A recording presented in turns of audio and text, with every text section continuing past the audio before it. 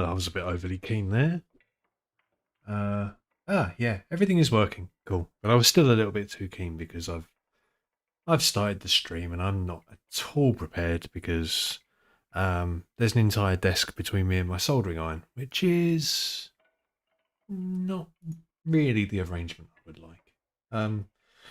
And as always, I need to start the stream with some tasty, tasty window reorganization and apparently some logging into Facebook because I've been logged out. Okay, right, let's put that window there. Let me mute that. Oh, that already is muted because no. Mute. There we go. Muting mute. Right. So, with a small modicum of luck, I should see.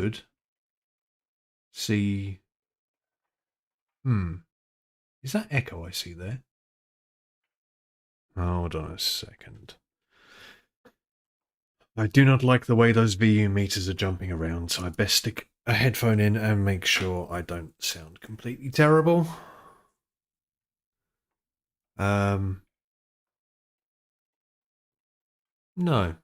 that I think is fine. Really should do this stuff before I start the stream. Never mind. How's that? No, that's still bad. How is... hold on. Where's the thing I need to click? The fuck is that? There we go. That thing. Yes. Okay, close. I still can't hear myself. Is that a good thing or a bad thing?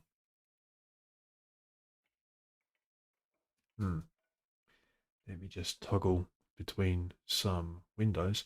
Oh, wait a minute. I'll tell you what's a really good sign things are working. What's a really good sign things are working is that I can see subtitles appearing on my Facebook feed. So if Facebook can understand me and turn it into some kind of legible text, then I presume I don't sound too terrible.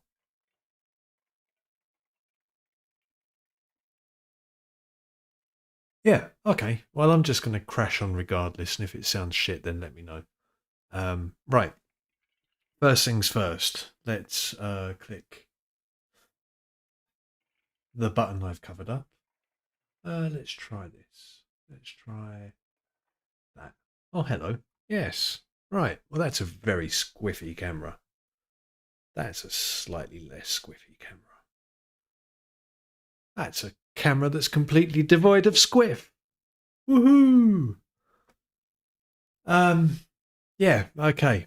So that looks good. I'm going to just put that window. No, Windows, do not maximize. What is your urge to maximize everything? You're called Windows. I want to see more than one window. There we go. Oh, that's some tasty tiling I'm doing right now on screen. It's a shame you can't see it. But yeah, that's beautiful. Wonderful. So I need to go and get my soldering iron, which means I'm going to just mess up the setup I've just got sorted out for myself, which is bloody typical, but never mind. Let's just go get that and see if I can do it without crashing about too much. First of all, we take the 3D printer filament off of there. And then, if I grab this, and let's look at this. Sometimes large hands are a very, very good thing. Because you can do this and pick up everything at once. Genius. God bless my DNA. Right. What tip do I have on that? It's quite a big tip. I think I might need a reasonably big tip on this thing today. Because I've got to desolder a RF modulator. Oh, that's mucky. Should have Cleaned my soldering iron before presenting it to the world. Right, plug this bastard in. Probably better over this side.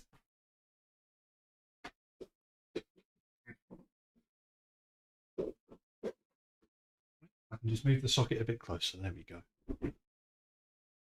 Okay. Is there any chatting going on? There is no chatting going on. That's okay. This isn't a particularly this isn't a stream for the general public, really. This is just a stream to give me someone to talk to while I do a thing. Or something to talk to while I do a thing, at least. Let me just dick around with the microphone a bit. There we go.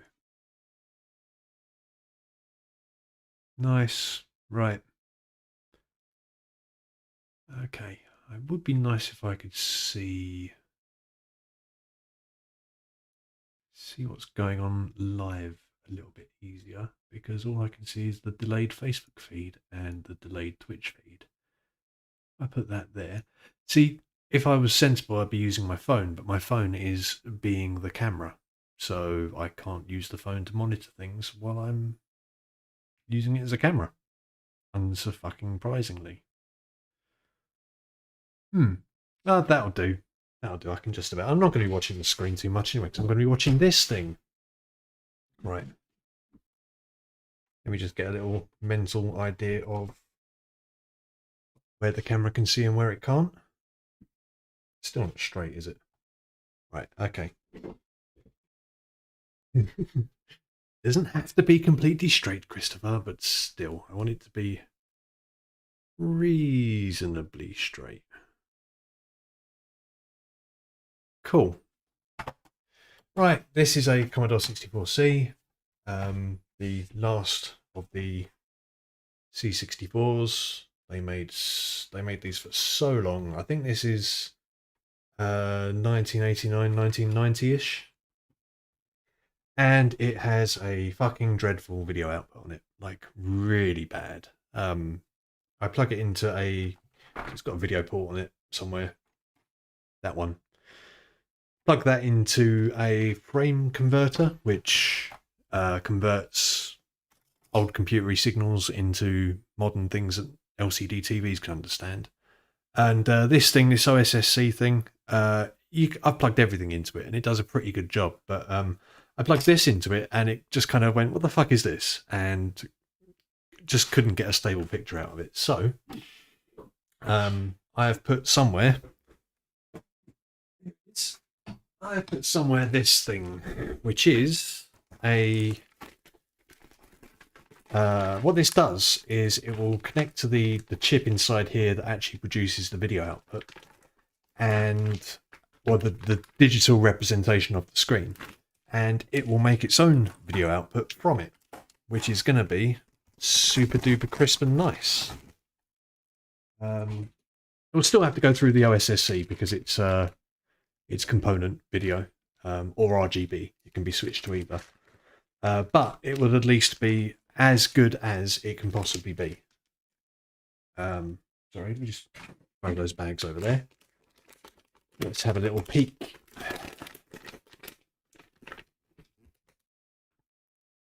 So that's the thing. Can you see that very well? Yeah, there we go. That's got a little TRRS or headphone socket there, which will where's my thing gone? This will plug into there. That will plug into the OSSC, and it will look very nice. This switches between a few different output modes. So it will switch between I think 240 to 240p resolution, but it will also do 480 interlaced, or 480 interlaced with some nice kind of effects added to make it look a bit more CRT-ish on an LCD TV. Yeah, so I'm going to put that aside for the moment. And that board plugs into this board. And Rustly. And this is the thing that will sit underneath the chip that we're gonna sit underneath the video chip that the Commodore has, the VIC-2 chip, and intercept the right signals, send those signals over to that other board, and yeah, we're gonna fit that. Right, I'll tell you what else I need, which I've carelessly thrown away in the bag. It was here somewhere.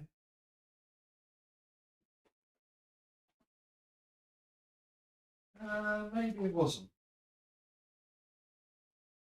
Okay, at some point while I've been messing around with this, I think I've dropped a few pin headers, but it's okay because I've got lots and lots of pin headers that I can use. Or are they in the bottom?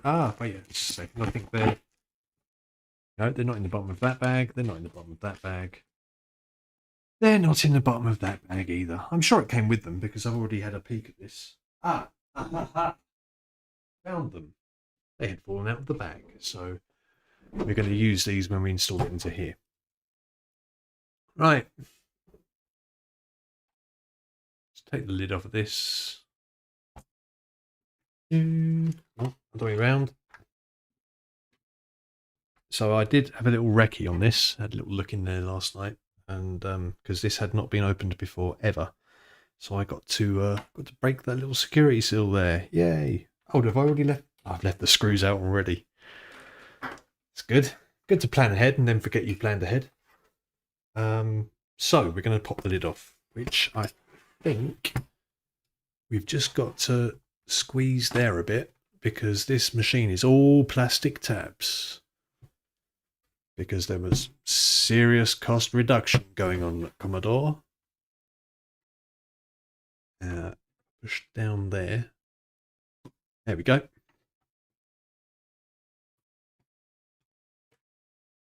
Oh, unplug the power LED. Comme ci, comme ça. Nice. Keyboard, which needs a fucking clean, and also the little support bracket for the long spacebar key has popped out of its grooves at some point, so this has probably been dropped or smacked or something. A couple of screws holds the keyboard in.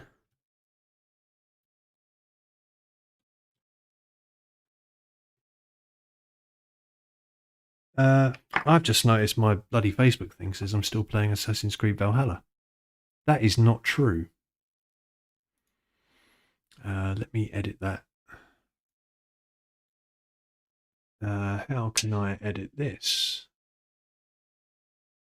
How can I make this not say that I'm playing Assassin's Creed Valhalla? Because I am not.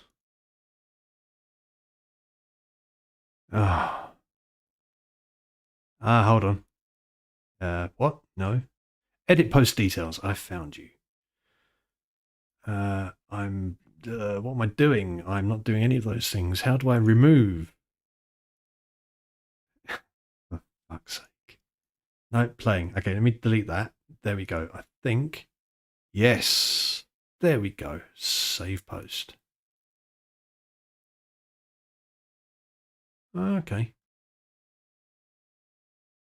I think that might have sorted out. Look at me knowing what I'm doing. After a fashion.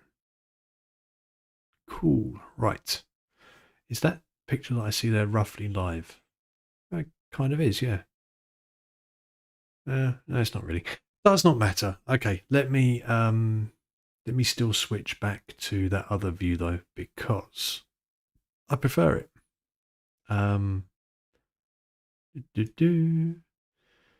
Bit of stream admin. I prefer it. Shh. Shut up, me. It still says I'm playing Assassin's Creed Valhalla. Fuck you. I'm not. Not, I promise. No. Delete that. Save. Fine. Fine. Whatever.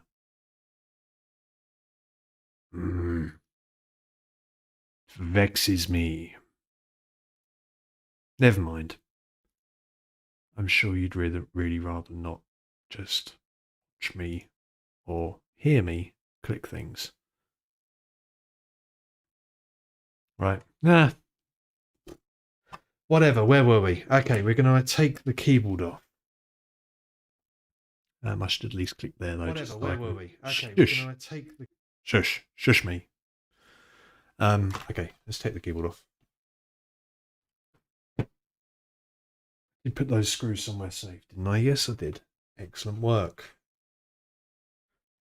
Unplug this thing. This thing being the keyboard.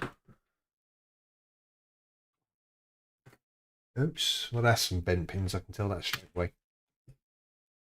Not too bad. Not too bad. I've done worse.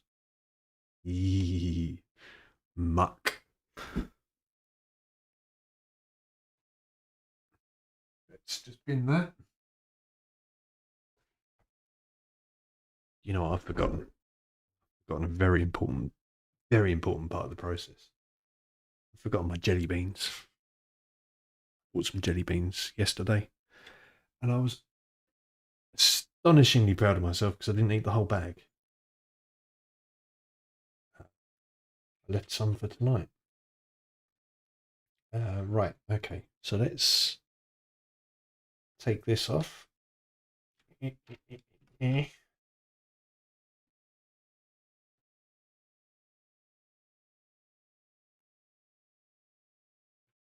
Hold on. If I bend that up, then there we go. That's the stuff.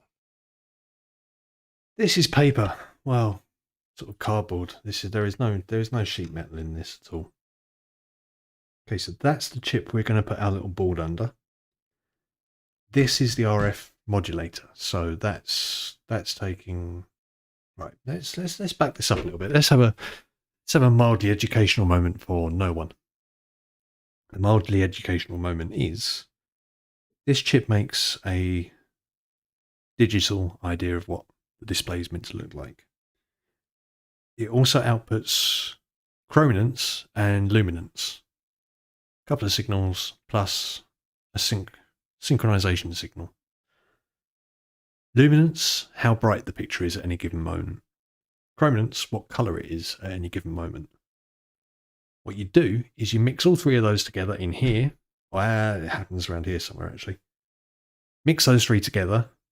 You turn it into a signal that looks like a broadcast signal that you would get via an aerial, and you send it out to a TV. It's the shittest way of doing it. Get the worst picture. So then you do... Okay, well, let's not do that. Let's not do that converty bit. Let's just take the chrominance, luminance, synchronization, slap them all together and send them down one wire. That's composite video, which is also pretty shit. Then you've got, okay, fine.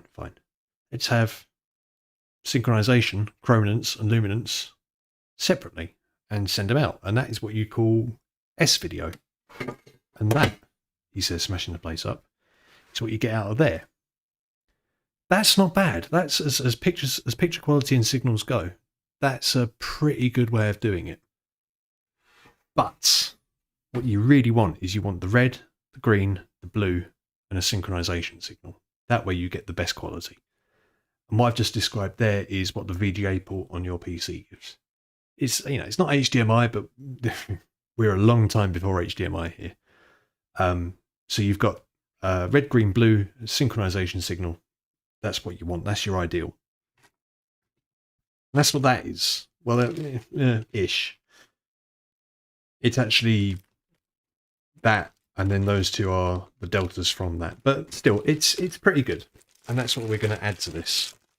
And to do that, we're going to take this out, because this does that conversion to a radio frequency signal, which we don't want to do anymore. This is useless to us now. So we're going to take this guy. We're going to put him under there, and we're going to see what happens. Now, this... now, at some point, I'm going to want to get to the underneath of this board. So let's disassemble this all the way, because then I can get to everything easier when I need to get to it. Little tray of screws. Right, top right is the case screws, top left is the keyboard screws. And let's hope that all of these are the same. Because what I hate is when you have screws that hold one thing in place that are different lengths. Because then you have to keep track not only of what a screw does, but where it goes in the thing that you're disassembling. If you get it wrong, you end up with big lumps in your plastic where you've put a too long screw in a too short hole. But so far, I'll give Commodore a bit of credit. These are all the same length. Oops. Magnetize. There we go. Not magnet eyes. I don't even know how that would work. You'd end up with lots of forks hitting you in the face, wouldn't you? If you had magnet eyes. No one wants magnet eyes. Do you think Magneto's eyes are magnet eyes? This is a ridiculous train of thought and I shall terminate it now. Oh, do you think these big metal bits come off entirely? I think they, oh, they do. Look at that. How fun. So they've literally just used the very bare minimum amount of metal on this machine. You gotta respect the cost cutting, I suppose. Oh, they're not all the same length. No, wait. No, they're not all the same length. Those ones are longer. Bitch. At least I think they are. Fine. Those two long screws are separate to these screws. These screws are all the same.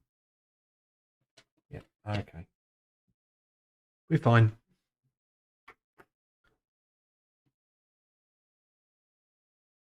Right, do we lift out? Think I got them all? I think we come up at the left and then pull out a bit. I feel like I'm getting caught on something here. That's just the power switch getting caught in its socket. Ah, there we go. Sweet.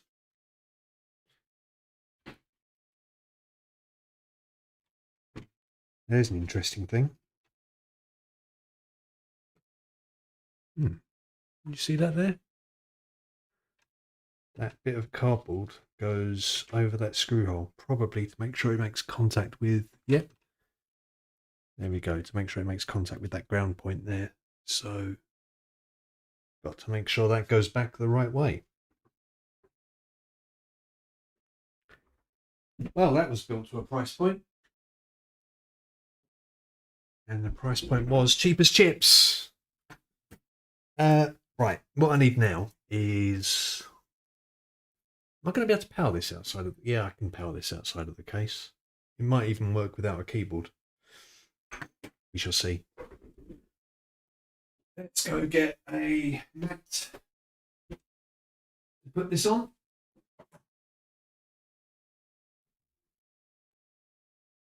Woefully underprepared.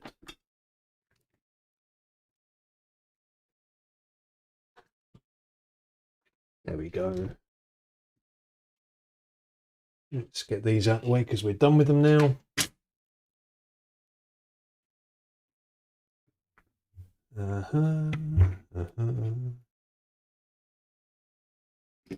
Sweet. Actually, talking about power supplies, the power supply for this is in another room. So, like I say, massively underprepared, but it's fine. It's fine. It's not actually in too bad nick. It's a bit dusty, but like those pins on those edge connectors are quite nice and shiny. So considering this is the thing that's going to be taken off, looks like, yeah, a couple of solder points there, one there that's kind of holding the tin on, and then we'll take the tin off and then see what we need to desolder underneath to free it from the board. But first things first. First things first, I need to know why my chair won't roll over here because it keeps hitting a wire. Let's get a Flatigan, a flathead screwdriver to get underneath that big blue chip.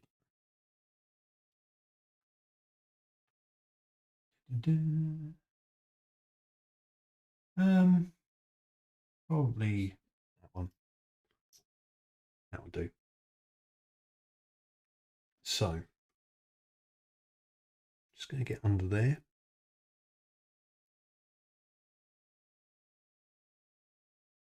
Give it a little wiggle. This wouldn't have come out of its socket in, 30 odd years. So we're going to be nice and gentle. Must admit, I've not got the best light going on. Looks great on camera. You can see everything, but in reality, I can see fuck all. So I'm going to move my light. I'm going to move my light to somewhere I can't. Can I clip that onto there, I wonder? Yeah, that'll do.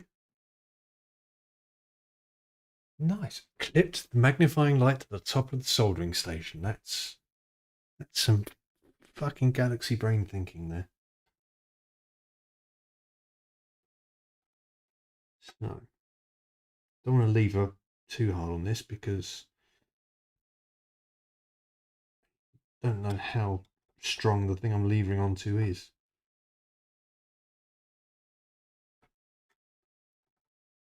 And to make it even more exciting, apparently the sockets on some of these machines are really, really poor quality. Now, because I can't actually get decent purchase on it, I'm going to use my chip puller, which I hate using because these tend to make a fucking mess of everything. But I'm going to just try to give it a wiggle with this.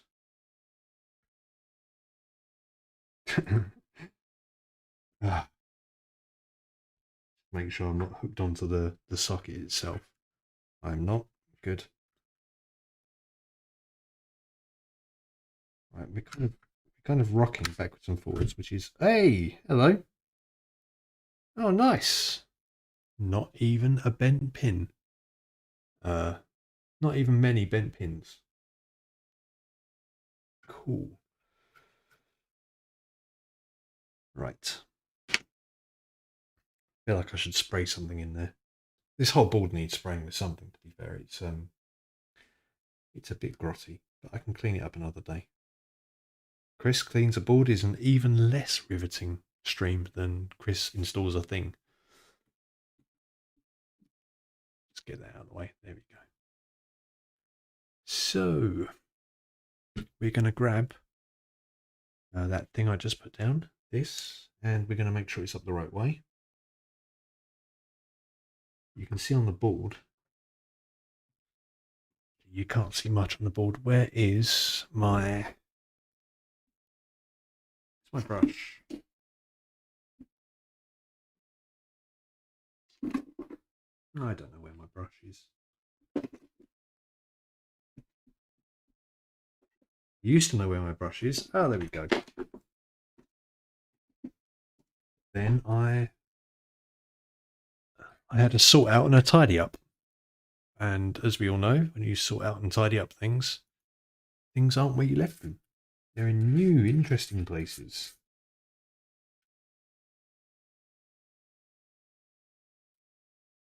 There we go. Not my actual toothbrush, by the way. Must be clear there. This toothbrush came out of a packet, and the only thing it's ever seen is PCBs. It has not seen the inside of my mouth.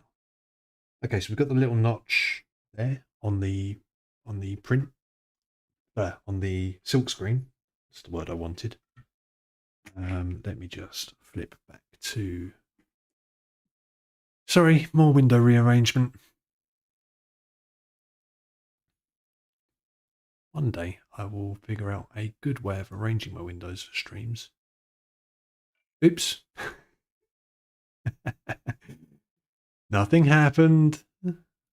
Nothing happened. Everything is still fine. There we go. Right, if I just put that window there, and that window there, I can see everything. Oh, that even gives me room to stretch that window. Joy of joys. Right. Yeah, so what I wanted to do was bring this up higher so that you can see that little white outline there. That just tells me that's where pin 1 of the chip goes. So there should be something on here that matches. Yep, there's a little notch in the, there we go. Yeah, that little notch in the top of the socket tells me it goes that way up. So we go notch to notch. And this is where we find out if I've got a socket or not. I really hope not, because that would be a pain. Excuse me if my head suddenly appears in this.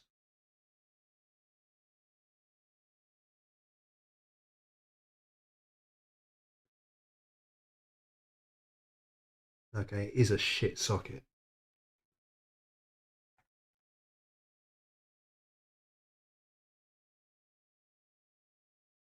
But I think I'm okay just to push down now. It doesn't feel good. But it is going in, so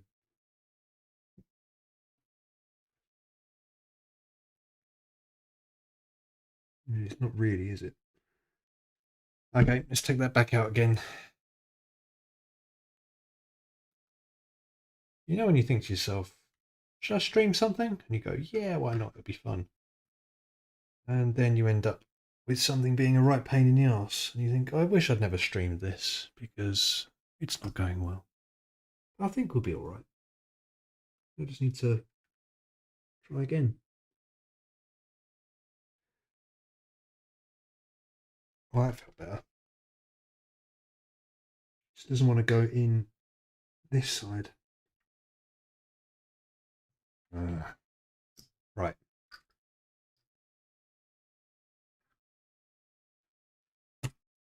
Whee! Now we've bent a pin. But that's okay. It's only slightly bent. Actually, I'm just going to give him a little look, because maybe that's why it's not going in the other side. That's all right. So we're definitely that way up, and we're going to go this side in first.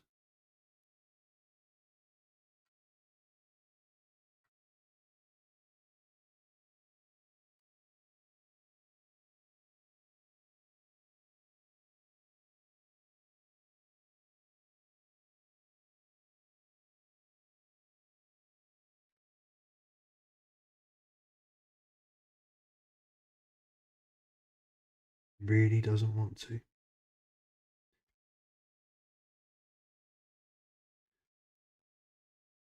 Okay. Fine, fine, fine, fine.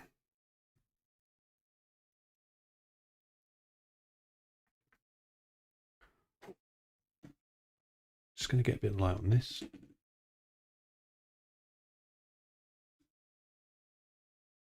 They do look okay. But annoyingly, I do not have a socket that would go into there, which is frustrating. Give it one last go, and let's keep a real good eye on it. Does this side at least go in?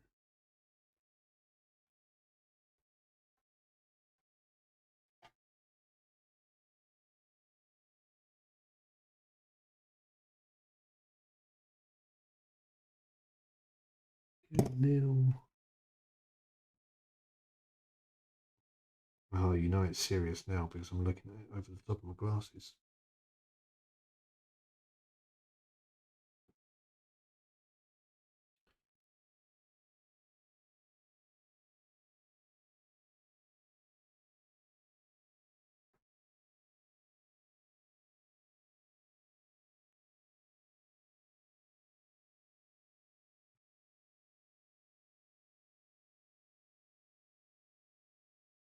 Go for it. And if I have to abort and go get a machine pin socket going instead, I will do that. Oh, we're nearly there, you know. We're very nearly there. We just need to use a little bit of kapow.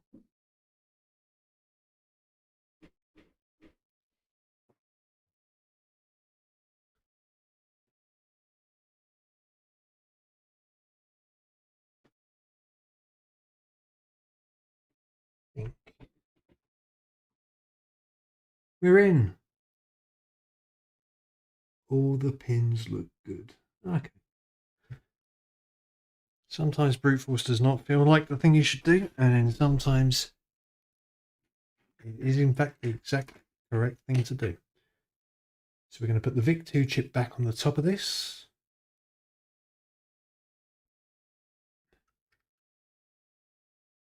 They all line up. They do not. The problem is with those leaf spring sockets, like the one that's the original socket, is that very often the chip legs kind of splay slightly.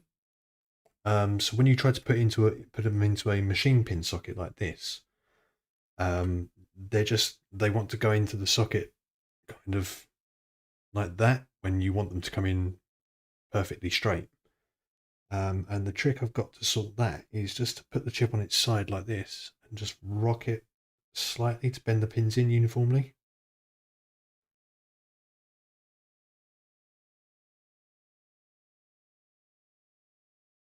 Just a little bit more on that side. Okay, I think we should be all right now.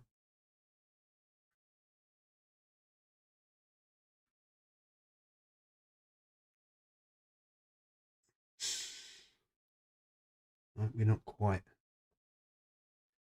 We're not quite in position.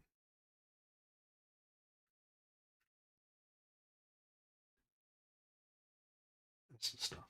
Right.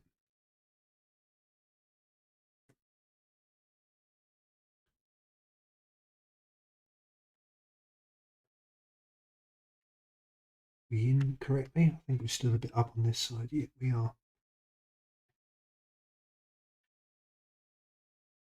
Bent any?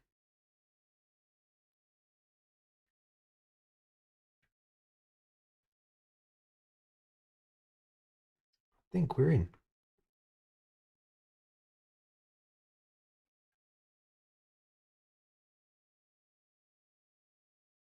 Still slightly up on that side, but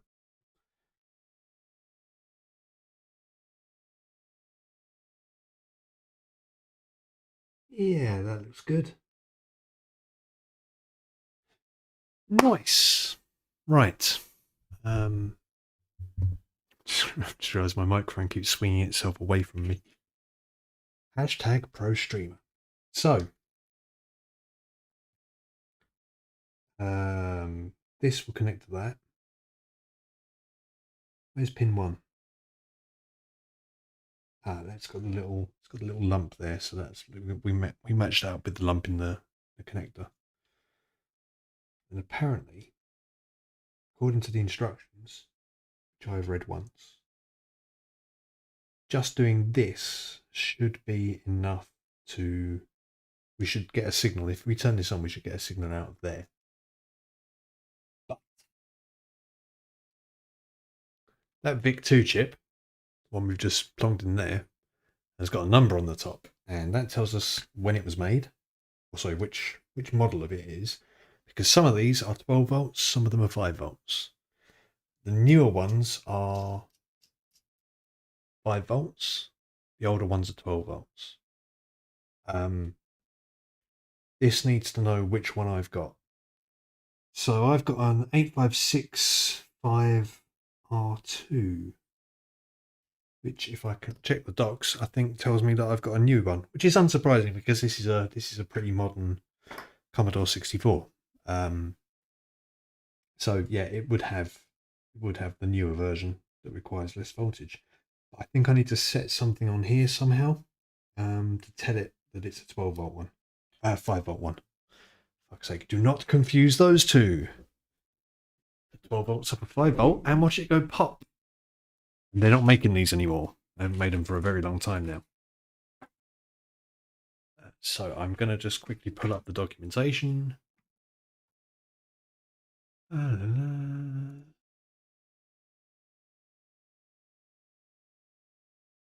Actually, I was going to say for some reason my second screen isn't working, but I know exactly why my second screen isn't working. It isn't working because it's not got any power, which is because my work laptop isn't plugged into it, which is because my work laptop is on my bed. But anyway, so this is a Edge has done something remarkably odd and given me a window that doesn't do anything. Let me try that again. Uh-oh. Edge has freaked out. Come on, Edge. That's better. Copper Dragon. Well, that's the guy who made this. C64 Video Enhancer. And the project's on GitHub. There it is. And let's just scroll down. Blah, blah, blah, blah, blah, hardware, blah, blah, blah. That's how you install. Does mine look like that? Yes, it does. Lovely. Well, actually, that tells me how to route this cable nicely. So we want to fold back there and then fold forward there, because this is going to sit right there. So, blah, blah, scroll down. Keep reading, keep reading, keep reading. Da-da-da.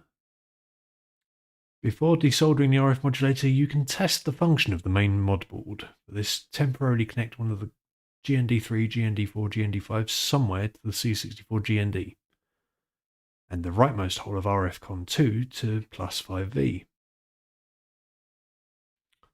Huh. That sounds like work. What do you mean connect? It sounds like... I suppose I'd better check it, hadn't I? The rightmost hole of RF1. Of,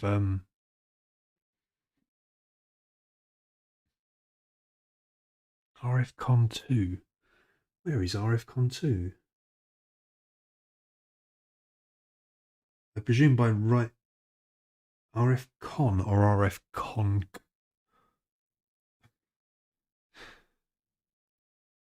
Rightmost hole of RFCON2 to plus 5. Now, I assume that is the rightmost. And then a ground point. We've got a ground point there, haven't we? What would be the best way to do that temporarily? And also, where would I find 5 volts on the board?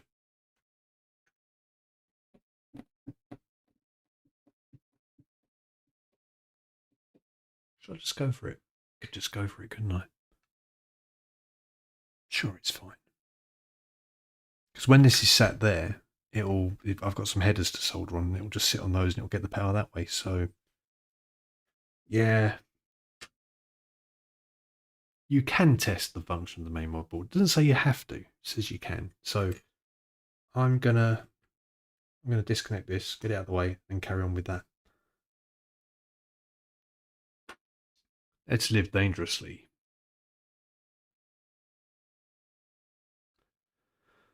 Okay, remove the RF modulator and remove all the solder from the pinholes. Well, that sounds easy, doesn't it? That sounds laborious. But it's okay. We can do a bit of disassembly. Steak. Got an extension lead so I can move my desk out a bit, and all that's happening is my chair keeps getting stuck on it. Let's get some pliers and get under here. Actually, that's some pretty soft metal. I think just a screwdriver will do it.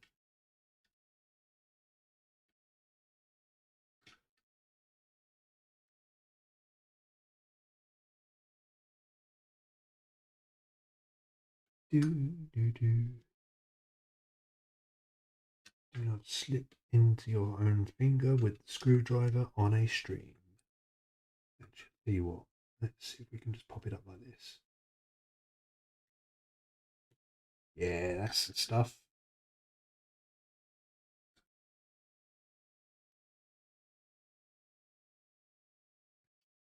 Ah, you know what I'll do? Let's get a smaller bit. Possibly too small. I think I've gone too small there. Which tells me bits in my bit box are not in the correct order.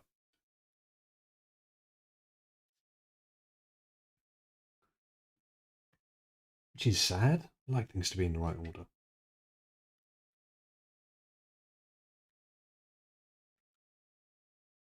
Go.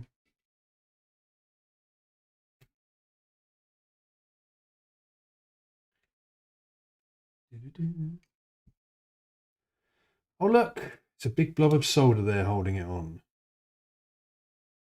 Because of course there is. Is it actually? Yep, it's connected. He says, stabbing himself in the finger. Right, you know what this calls for? This calls for some hot air. I think my nozzle's probably too big on that. I need a smaller nozzle. I don't want to set fire to everything, so let's get a nice small nozzle on that.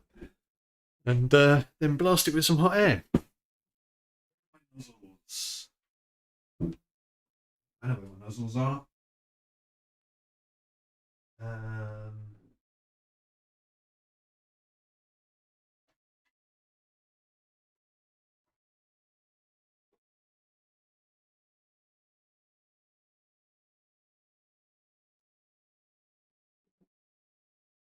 Nozzle. There's some. Oh, I was going to say, isn't there some film where nozzle is is an insult? But of course, it's not a film, is it? It's Quantum Leap. Doesn't Al repeatedly call people he doesn't like a nozzle?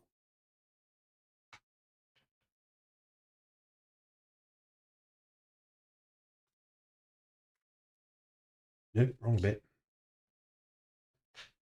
Of course, it's the wrong bit. That bit is one of these. Or is it? Yes, it is.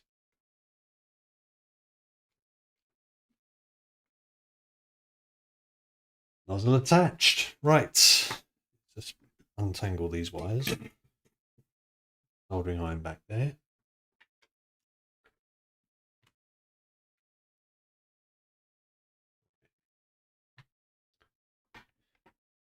Just use that to prop it up. No, that's not going to work. Oh, I know what I can use. This thing. Because I should be able to bring that up and get it to hold on there. Perfecto. Can everyone see? Yeah, you can just about see. Let's get a bit more light on that there, subject. Clipping it to the handle of my soldering station was perhaps not the greatest idea. Hot air engage. Right.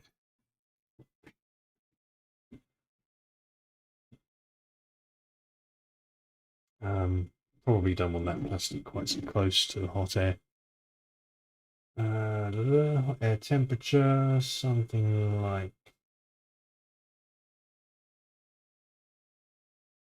Yeah, something like that will probably do.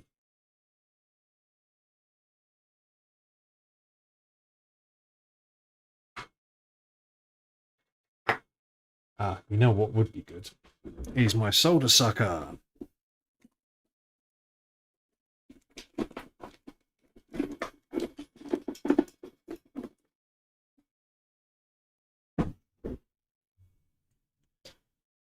Solder sucker. It's starting to go, you know.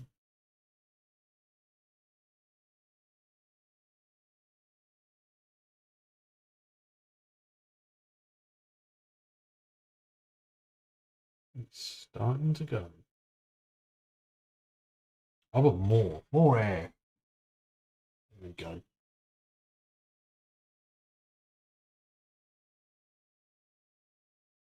And because we're on metal, we should probably go hotter. So let's just hit it up to the max.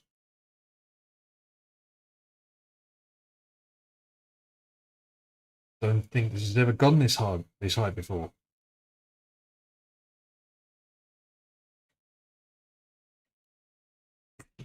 Hey! Actually, let's get rid of that blob while we're here.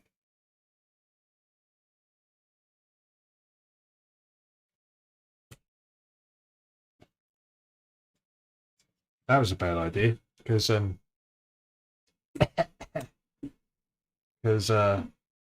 wow, that let off some nasty smells. Some very unpleasant smells. Let me get this out the fucking way.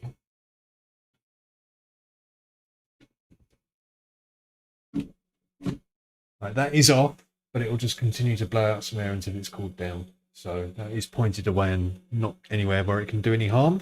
Don't think. Just plug that there. Shush! Stop it with your noise. Right. Cool. So that's pretty painless. Nice little solder blob there.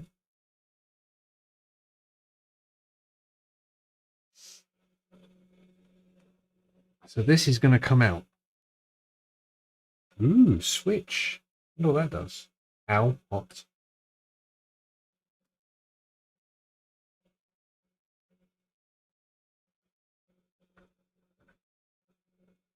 So we're going to take this off.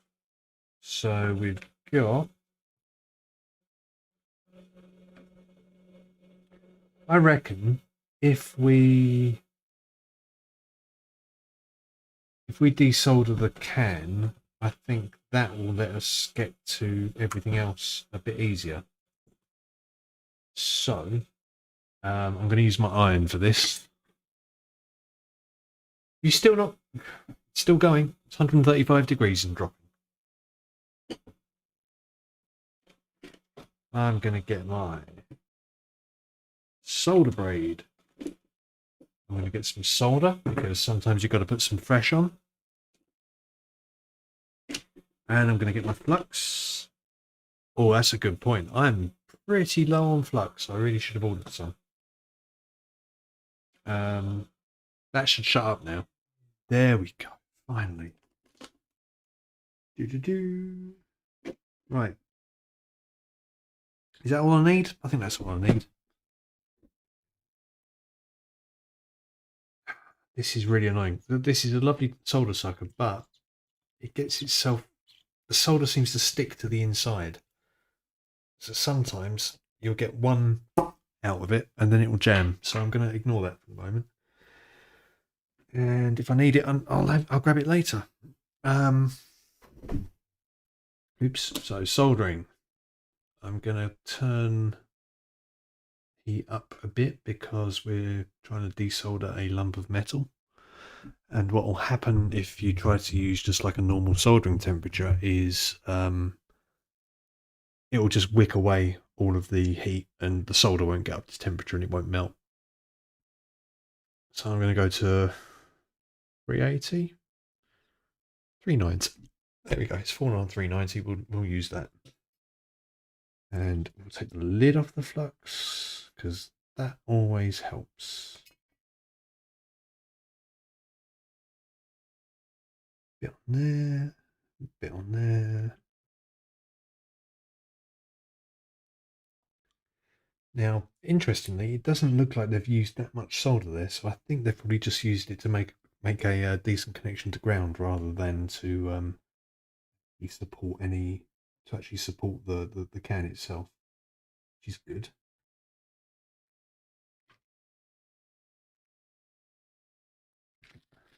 What the hell have I done here? Have I tied that to that?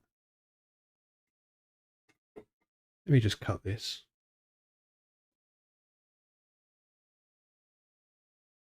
Again, I've tried to be clever and balls it out for myself. Mind.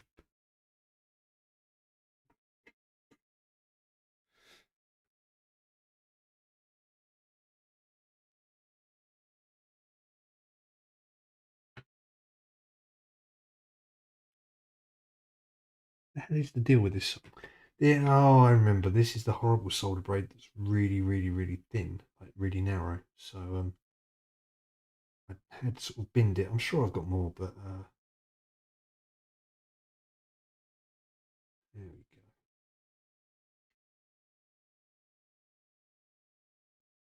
It looks pretty clean, actually.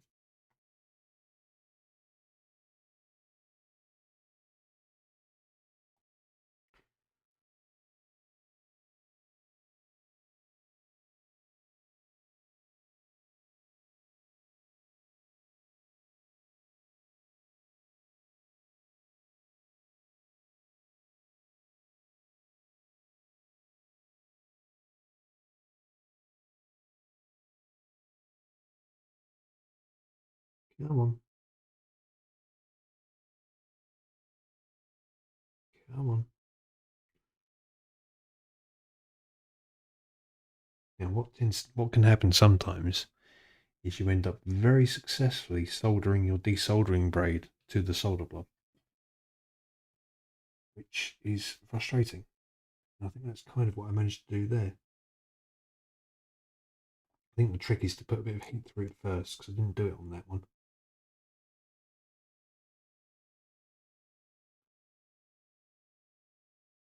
And then get all the heat into there. Get that solder lifted. There we go. Tweezers. Let me see if or pliers. Sorry, not tweezers. See if these will bend now. No, I'm not quite free there, am I?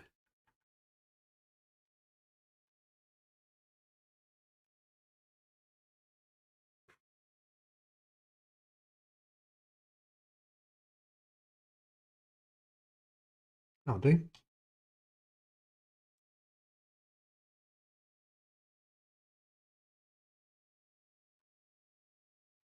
That will also do. Bit of heat through it first.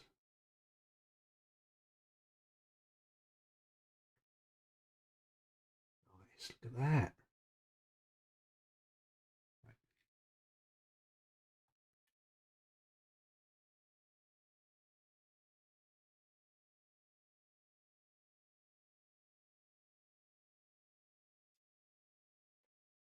You know what? I take back all I said about this desoldering braid. It's actually not doing a bad job.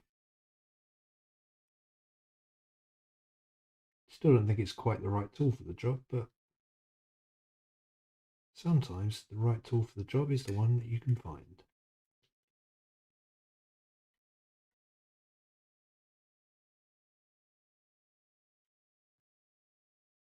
There we go. And one more. Although we've got we've got that guy there as well, and that guy. What are they? No, no, no. They're for the shielding around the expansion slot. So I think I missed that one with the flux.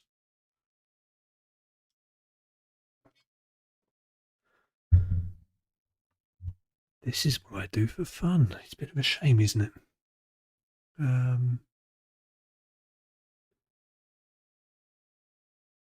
So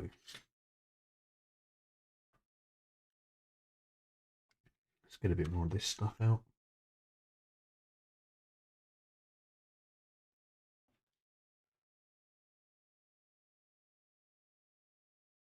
Come on.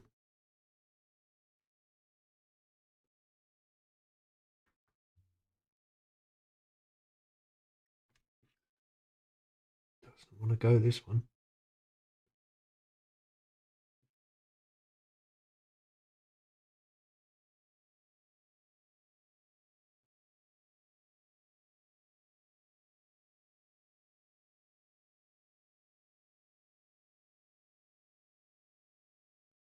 Right, straighten this one up.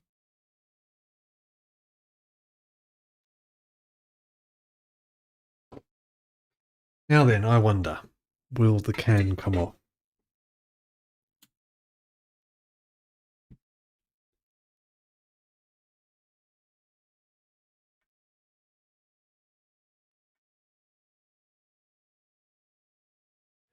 No, and I'm not too surprised because there does still seem to be a little bit of solder holding on to this. Let's just give it a just give it a nudge.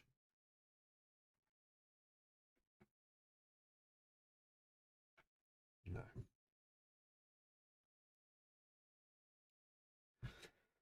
Okie smoky, let's cut this off again and just give it another little round.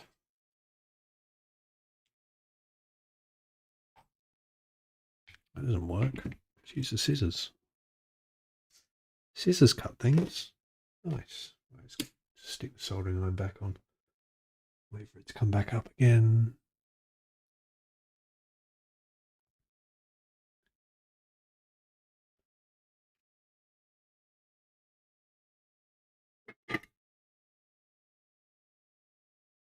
Oops.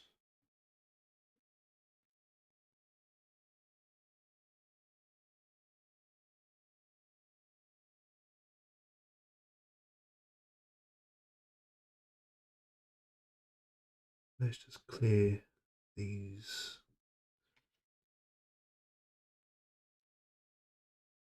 Clear these slots as best we can of solder. Oh, good, you're getting my head in there. Let's move this way slightly so I can do that without getting my head in the shot.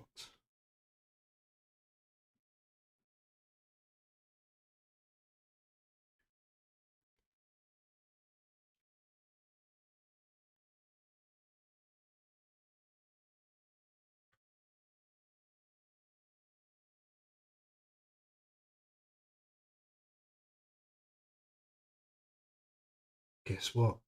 I have successfully soldered the desoldering braid. Go.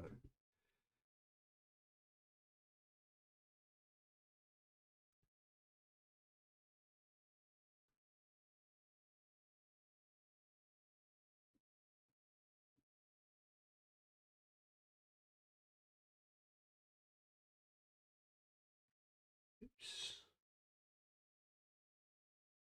Do this one.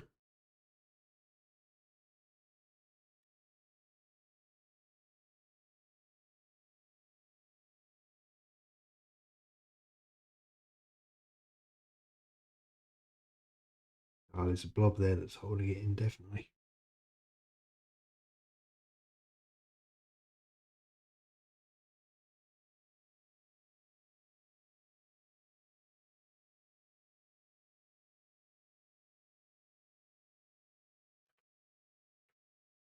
Okay, all of those look pretty damn clear now.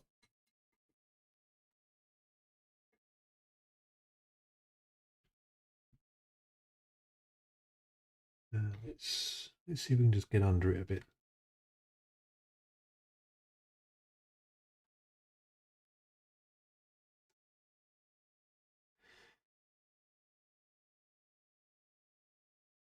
Ah, I wonder if I bend these pins aside. I wonder if that will let the sides come off. Because I bet there's a can underneath.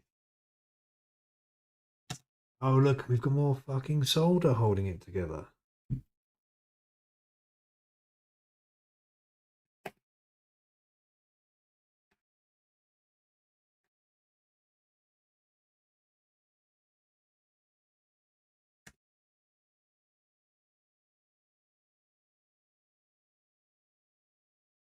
The blob of solder right there on the corner.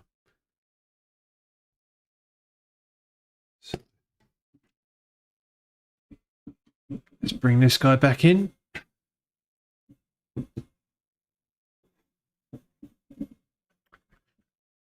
Get off.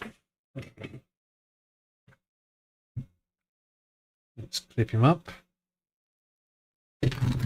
Whoa, easy. Let's clip him up properly. There we go.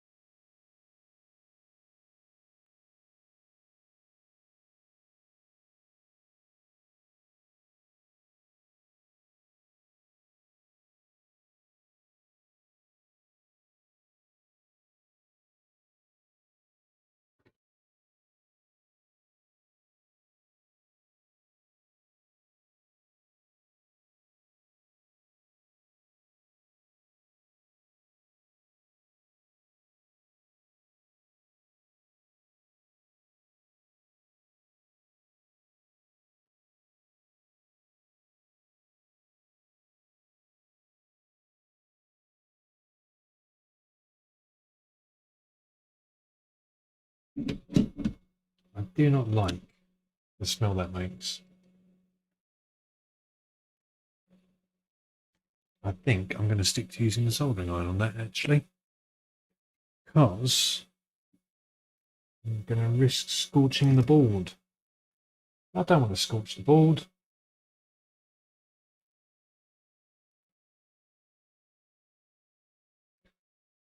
Let's just get a bit of heat on that, and actually having put one little cycle of heat through it should mean it lifts up reasonably easily. Or not.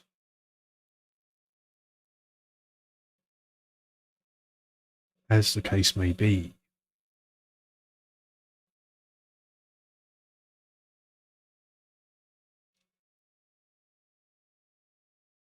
I think I'm going to need a bit more heat. More heat.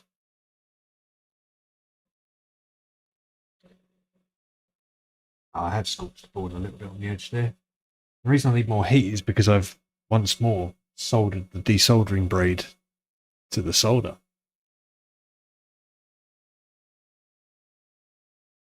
Which is exactly what you don't want to do.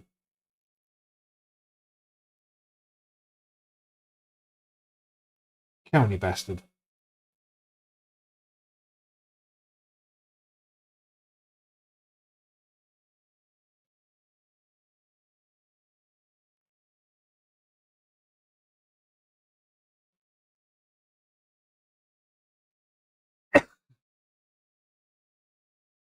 Getting solder onto sheet metal is a pain in the arse. Getting it off is worse.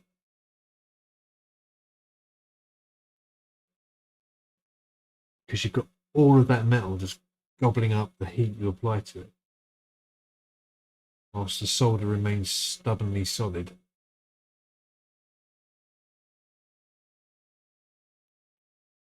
Ah, bliss. Do like it when the noise stops.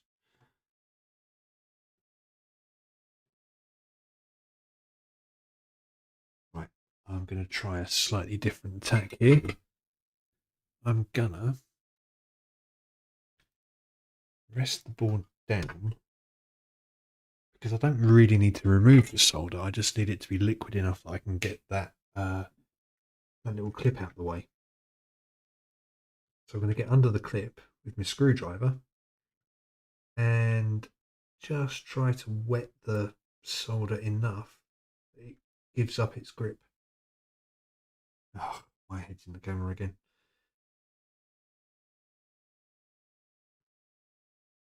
Yeah, we're going. We're going. Release your mysteries.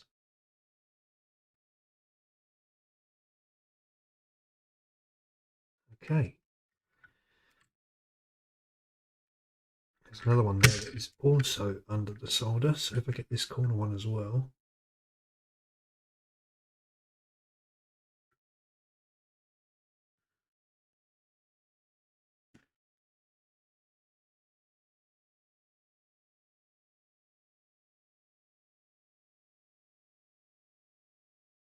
Okay, I think we're free. Off. Right, okay, I'm going to put that away and turn off the hot stuff. I'm just going to prise the rest of these little clips off.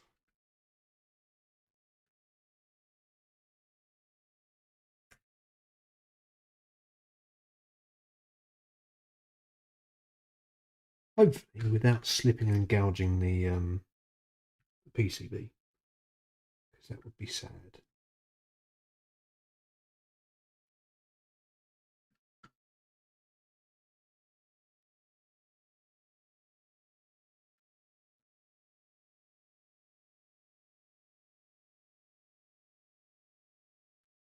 Hopefully I won't do that because they do have little lips at the top that kind of catch the screwdriver, so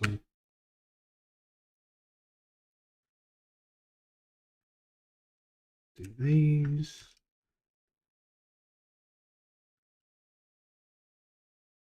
Now I think what that gets us is the ability to lift this off.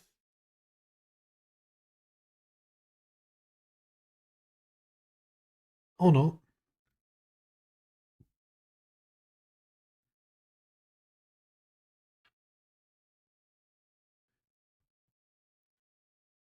That's a little bit surprising. I wonder.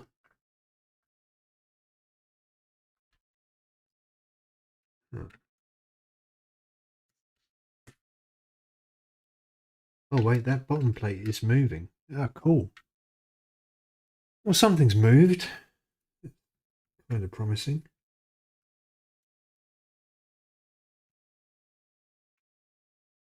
Hmm.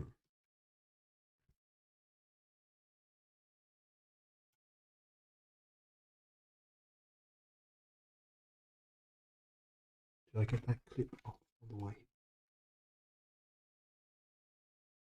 Yes, you know, that bottom plate is absolutely moving. Definitely. What I don't know is how this gubbin's in here. It's definitely on a raised board and it must connect down to... Ah, hold on. Hmm.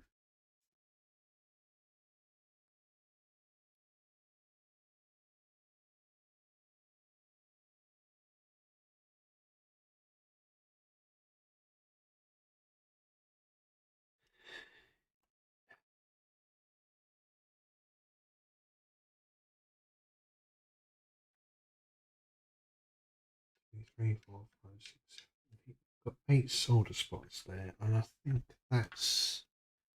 Oh, hold on, we've got these guys as well. Oh, look, that's kind of got pins, isn't it? Oh, they must be the pins that the new thing's going to connect to. Although I think I'm going to fit newer pins in there. What do the instructions say? It just says remove the RF modulator and remove all the solder from the pinholes. Okay. Right, well let's do that. Let's remove all of this solder. So let's remove 1, 2, 3, 4, 1, 2, 3, 4.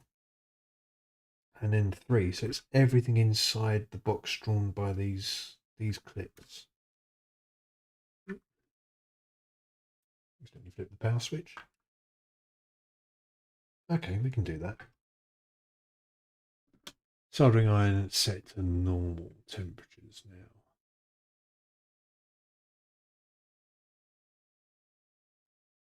now. Just set on all the 3s. So let's leave it at 333. And we're going to flux all of these. So much flux. But not too much because I don't have a lot.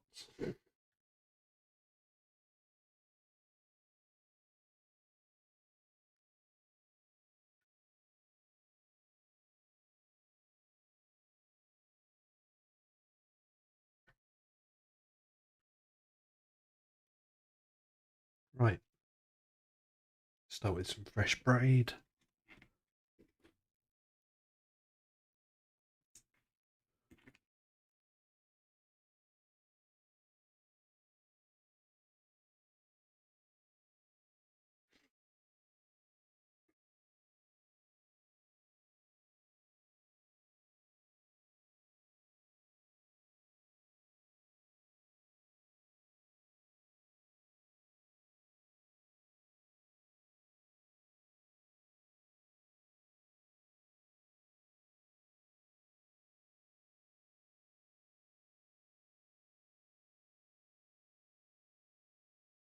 They're quite close together, those pins.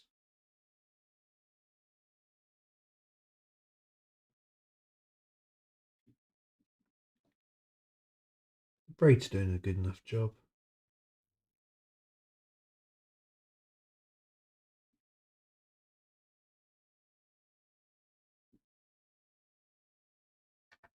He says, just as the braid stops doing a good enough job.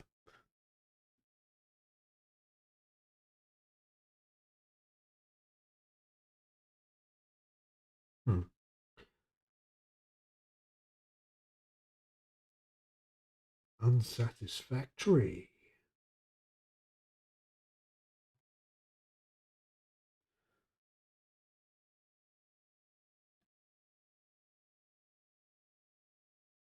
I'll have to come back to that one, possibly with the sucker.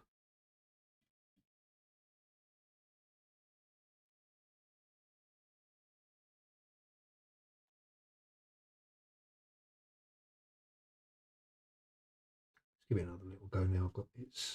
I've got his neighbour out of the way. I can see from the traces actually, yeah, that is a ground plane right there.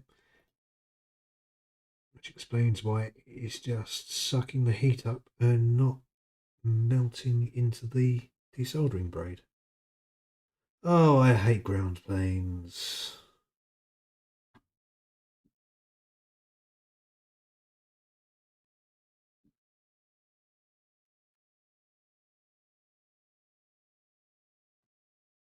Because if you're ever going to lift a pad, it's in a situation like this. I really don't want to lift a pad.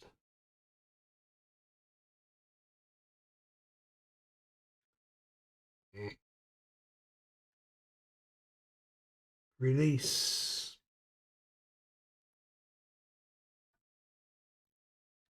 Hold on. Give me some fresh braid. And I might even put a bit of fresh solder on there because that will help lift it up. Let's do the rest of them first and we'll come back to the ground plane. Ground planes.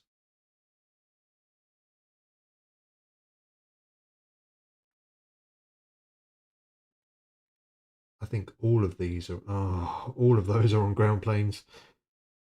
Let's do these signal ones here. Yeah, look at that. That's what's supposed to happen.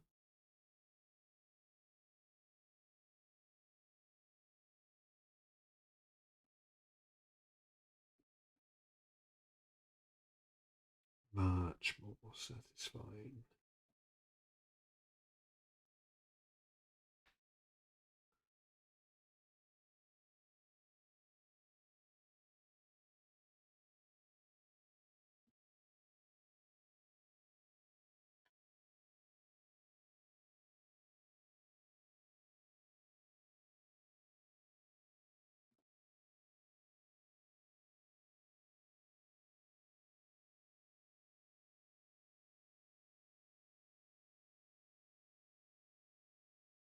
Okay.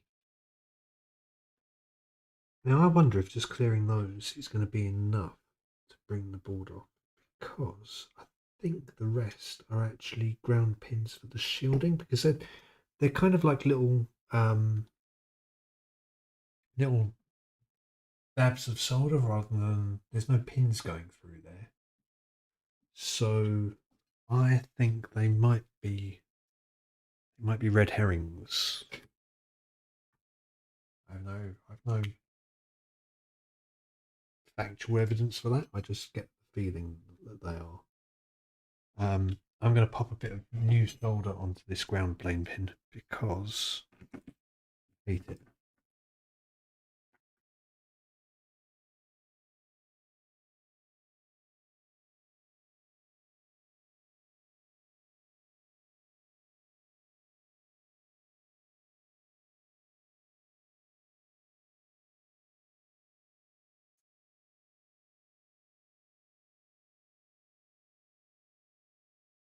Actually, my iron was a little bit dry as well, which doesn't help. Okay, let's another stab at this one.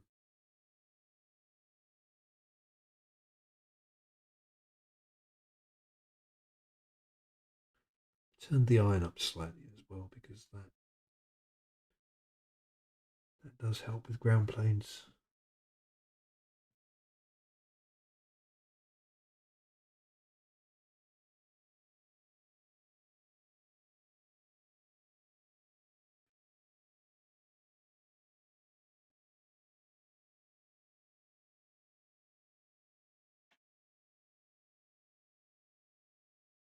Getting there.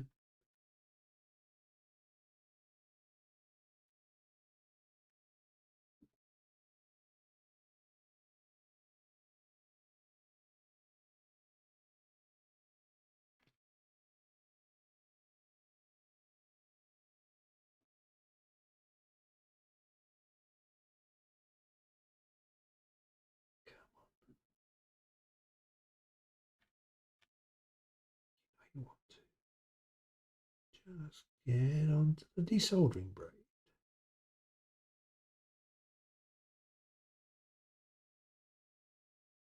Get onto the brake. Do, do, do, do, do, do, do, do.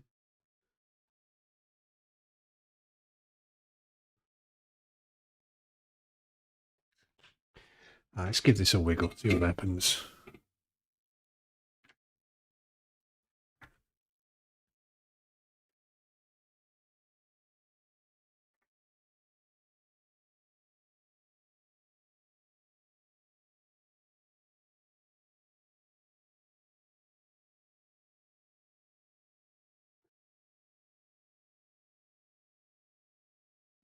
Disappointing still, isn't it?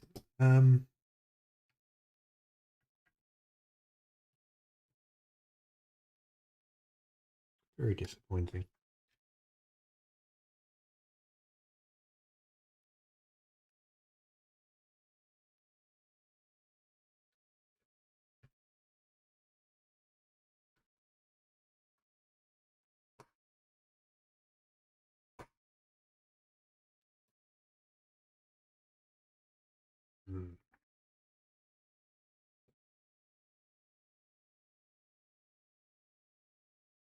They move.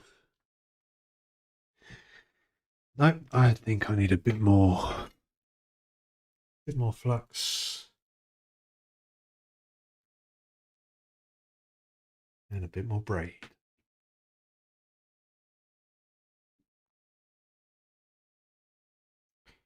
Patience being a virtue and all that shit.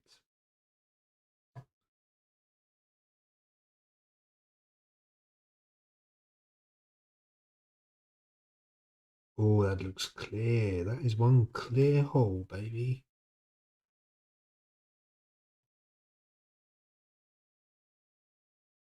Ah, yeah, that's what we're talking about.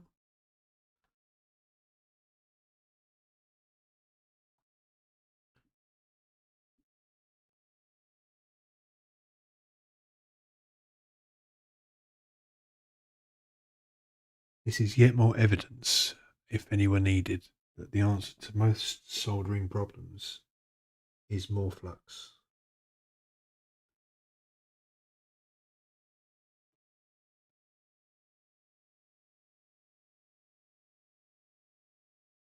Yes. Right. Flux the shit out of that ground pin. Now I'm gonna redo all four of those.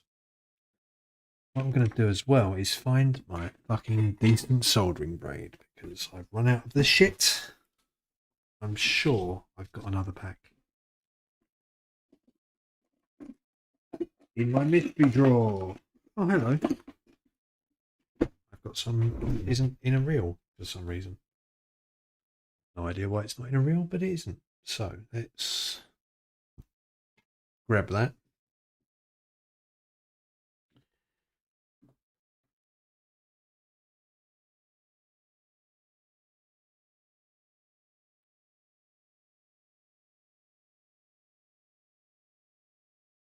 Oh yeah, that's the stuff.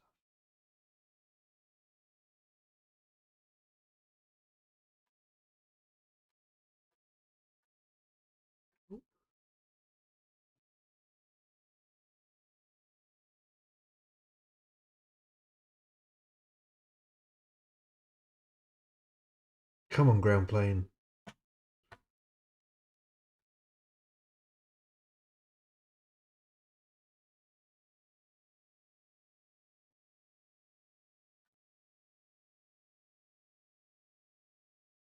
Still not clear.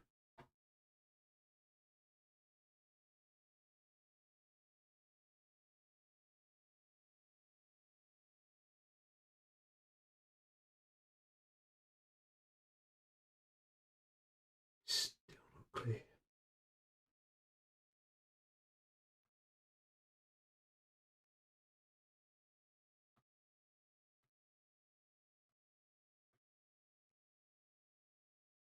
More flux.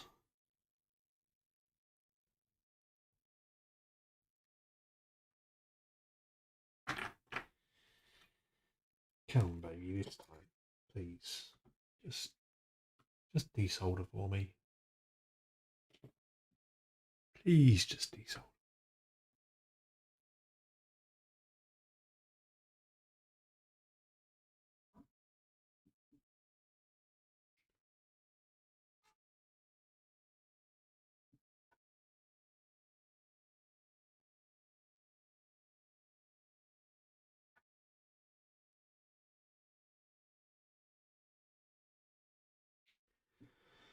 Fucking hell, really?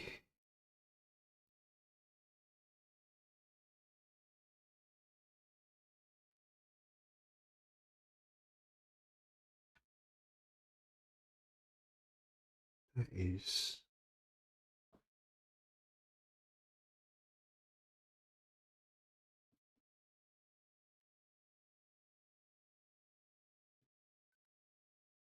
I think we're actually clearer there than it looks. I think it's just a little bit mucky.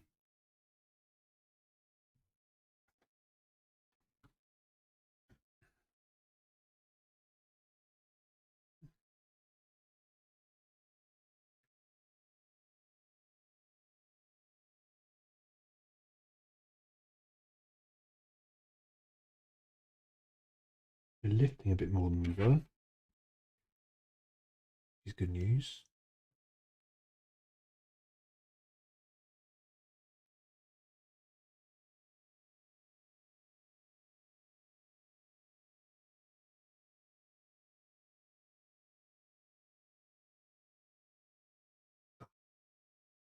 Are you going anywhere?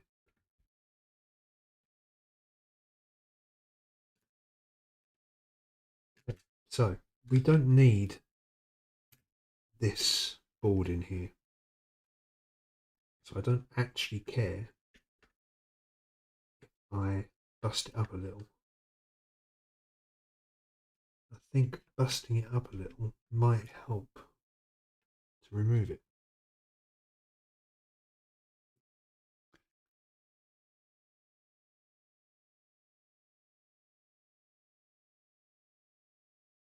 Definitely lifting at the front, or at the back, sorry.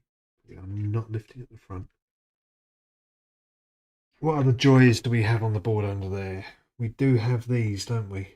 I think I might have to get those off as well. Fluxy flux. Flux, flux, flux. Maybe they are something structural.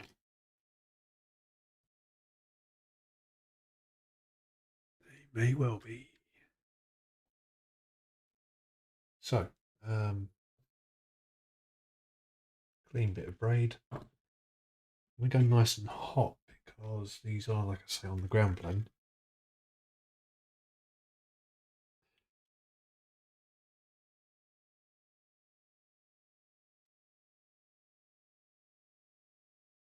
Hopefully,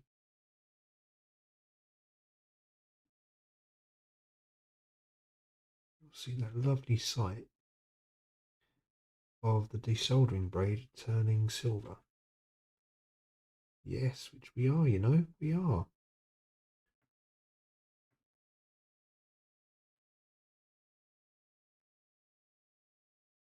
Go on and release. Please let it go.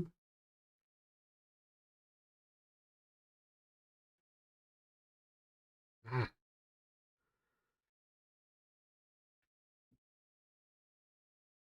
And I'm not sure if they were structural. I'm not sure at all. Tell you what, let's just grab them. Let's just see if we can get a bit more solder off of that. Maybe that's holding it.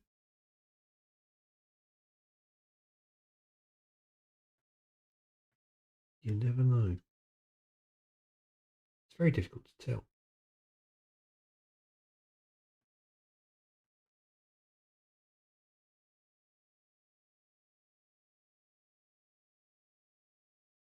Could be. They really could be something that's holding it in. Might be. I don't know.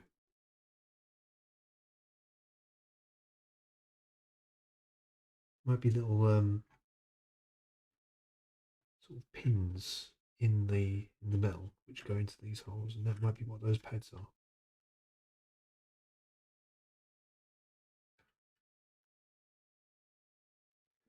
Do do do do do do.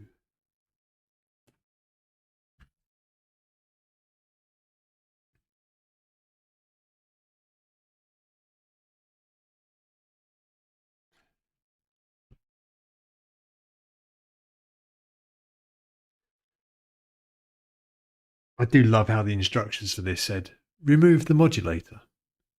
You know, just remove the modulator. No further information required or necessary, apparently. Just remove the modulator.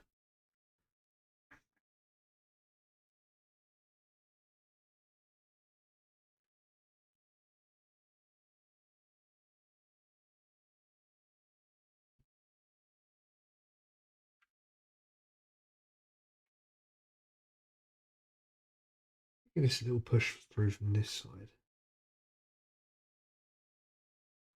I think that is still stuck, you know. I think I am catching myself on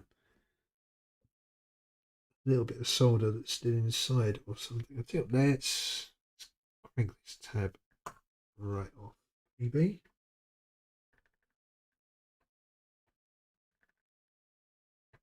I don't think the right hand side of this tab is free yet, you know. I think that might be what's doing us in. Ugh. And guess where this is? It's on the ground plane.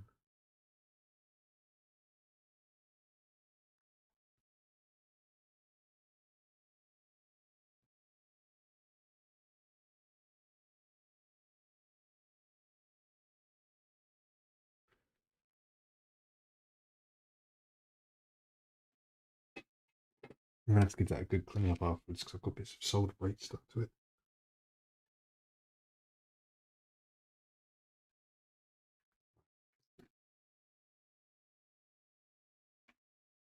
Any joy?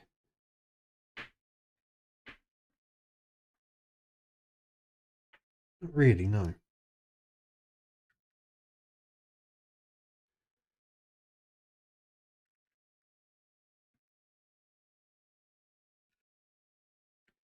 Come on, guy. I've removed all the solder underneath from everything. There is nothing else holding you on.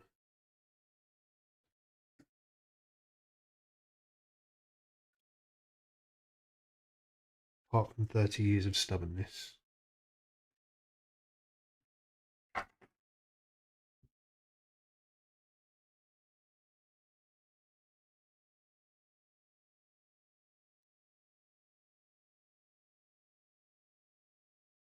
I don't like how stuck that corner looks. I think that solder blob there is still holding it, you know?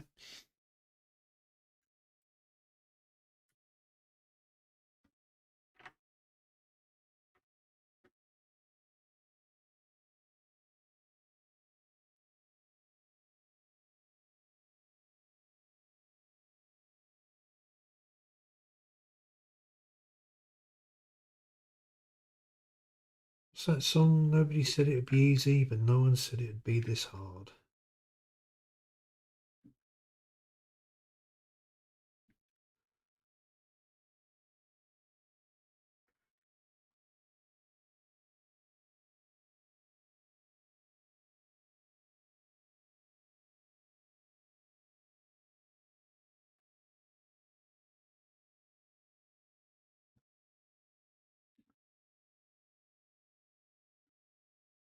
Do, do, do.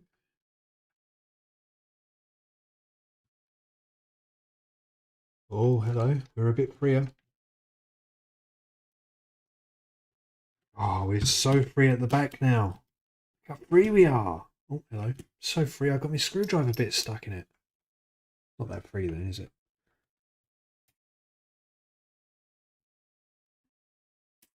Ah, that's a nice noise. Sound of something coming free without breaking.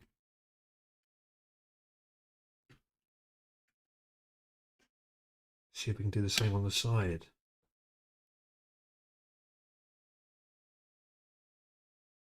We shouldn't use that for leverage because it's probably quite important. Oh, I'm hearing good noises. Oh, and look at this. Glorious. Woohoo. Excellent. Couple of pins stuck behind, but oh, it's metal under there. That explains a lot. Because it explains why that corner was getting stuck. The corner was getting stuck because it was soldered to the metal underneath. Well, that's lovely, isn't it? And I've only been doing this for like, how long? Hour and 39 minutes just to get the thing taken off, which was step 1 on the instructions.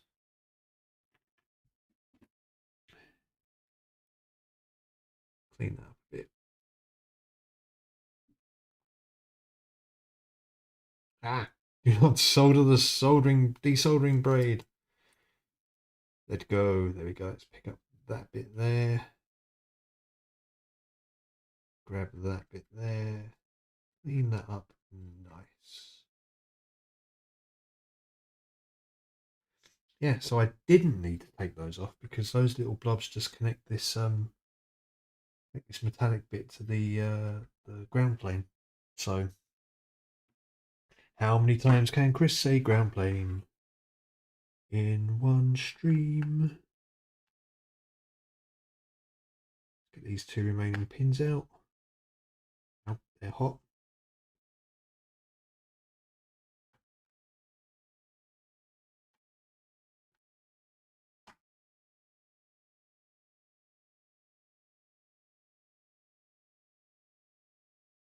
Come on.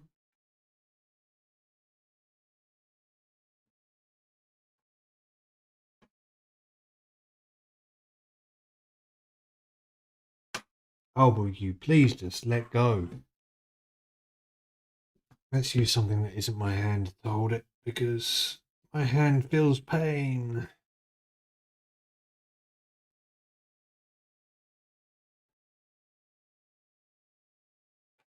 Oh, please just let go.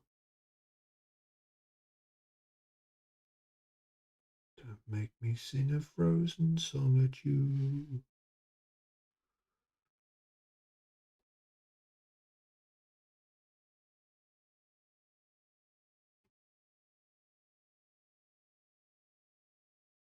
Well, it's slightly mullered, but it'll clean up. It's not fatally mullered. I think I might have lifted the pad slightly, but I'm gonna get some isopropyl. Where is my isopropyl? Rotate the desk. That's in there. Did I just knock over? Ah, I know where the isopropyl is.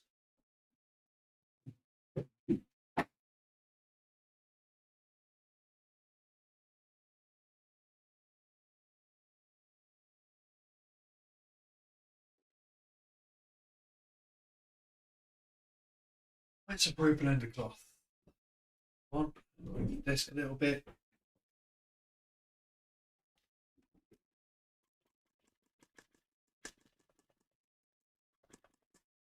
Hello.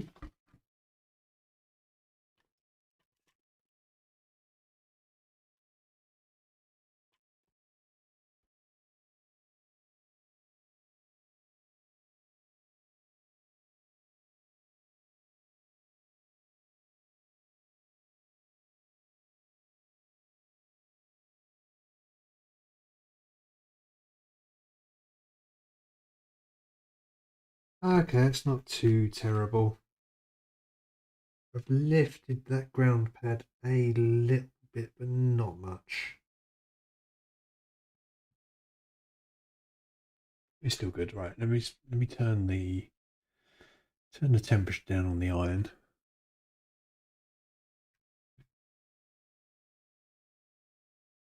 Do need to make sure I'm not bridging. No, I think I'm all right. Oh, well, tell you what I noticed when I was getting the isopropyl alcohol. I noticed that I had in fact brought the jelly beans up. So I'm going to have just a tiny little jelly bean break.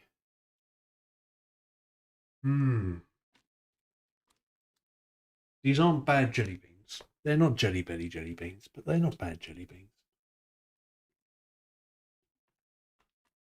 Best ones, if you can't get jelly belly jelly beans, the best ones are Morrison's. Just FYI.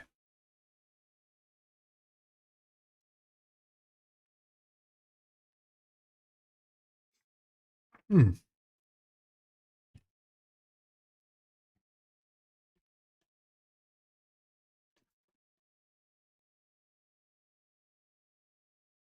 You know what I've done now though? I've made a clean spot on the board.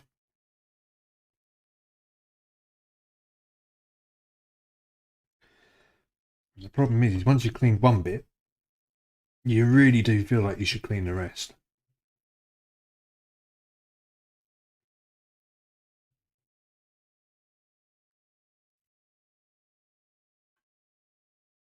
But it's all right. Right. Whoops, easy. Do not hook the soldering iron. Let's just move this out of the way. Let's have a little tidy up. Because we're moving from disassembly to reassembly. How exciting. And it's only midnight.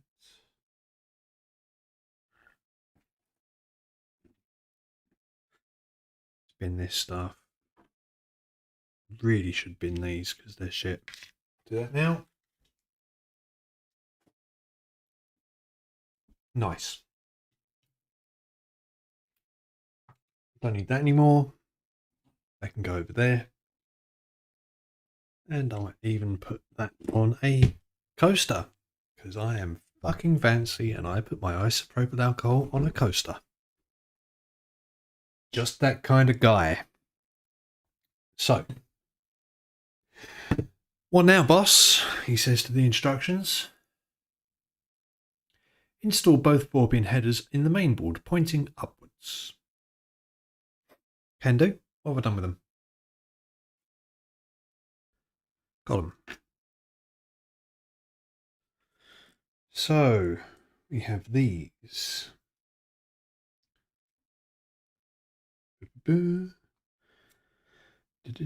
Right, so pointing upwards means this way. So they've got to go in the board there and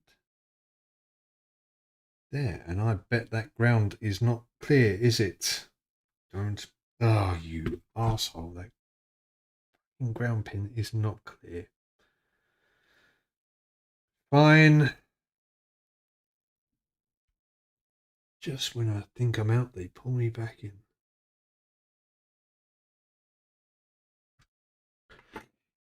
You know what that ground is? That ground is an arsehole. Absolute grade A arsehole. Where is it? There it is.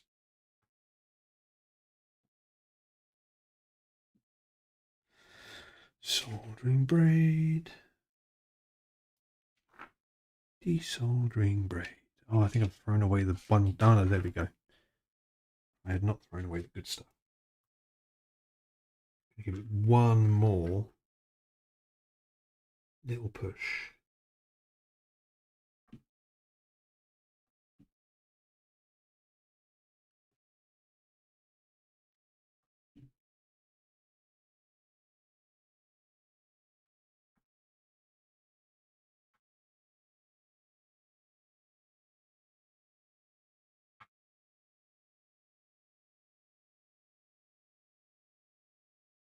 Come up on the volume a bit.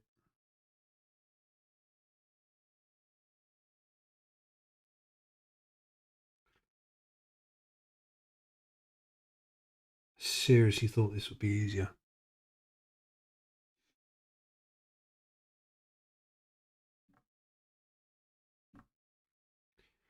Which is something I get to say a lot. I'll tell you what I can do. Let's be a little bit cheeky. And let's get my pliers. Let's use the old pin just to push some heat into the hole and hopefully clear it.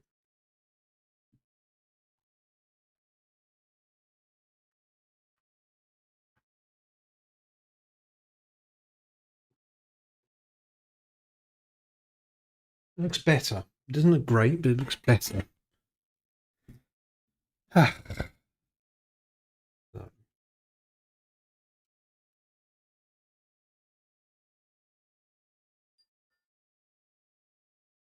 What you dinging at, watch? Wants me to be mindful. I will, but not yet. Right. Alternate strategy. Let's put this here.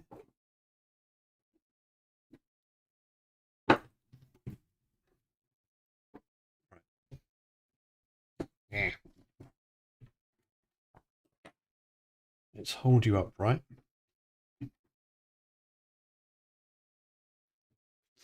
And probably not on top of the soldering iron wire. I think it's very difficult. So let's move that out of the way. And let's, oh, so many tangles. I was going to say, why don't they make wireless soldering irons? But they absolutely do, and I have one in a drawer not 30 centimeters from my leg. I don't think my portable soldering iron will be man enough for this. Right, so plan is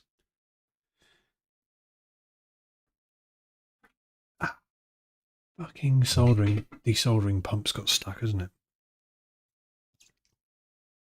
Oh shit. I am a grade A dickhead because I forgot that I have one of these. Oh my god, what an absolute arsehole. I have a desoldering iron.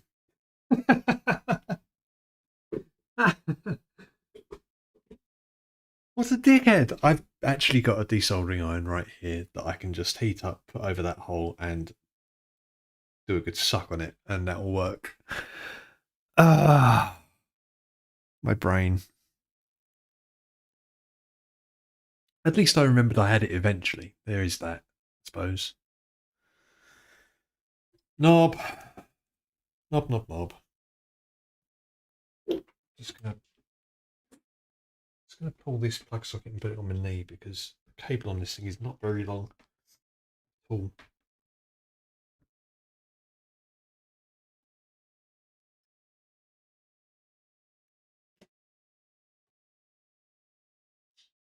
In fairness, it's probably not very hot yet.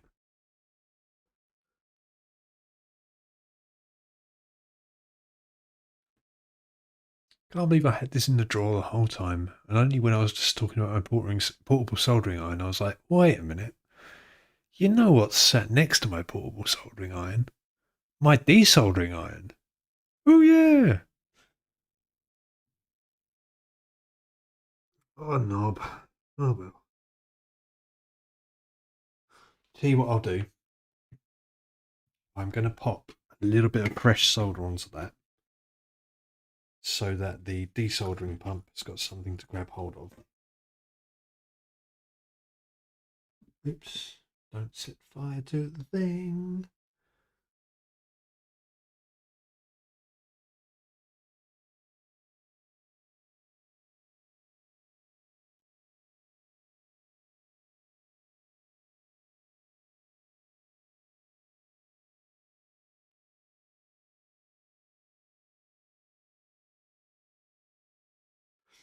That's a relief actually, because I've just proved to myself that with a bit of solder back on it, that hole does not look too terrible. So I don't think I've bugged it.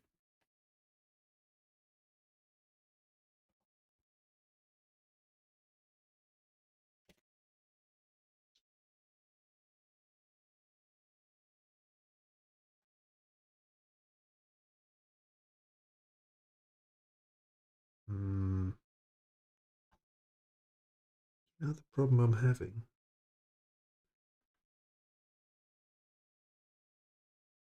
Problem I'm having is,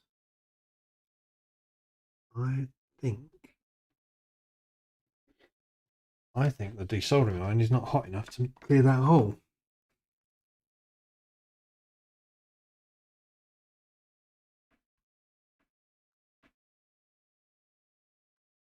Come on.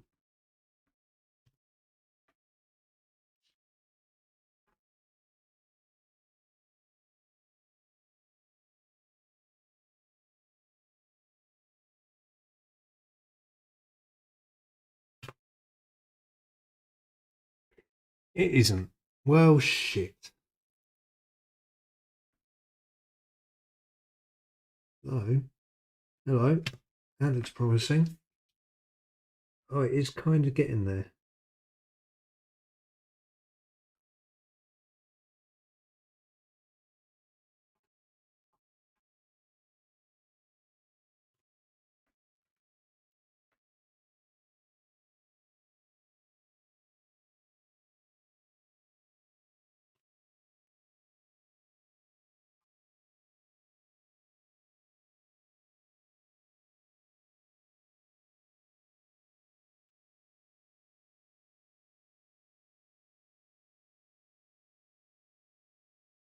Just not clearing. It's just not clearing.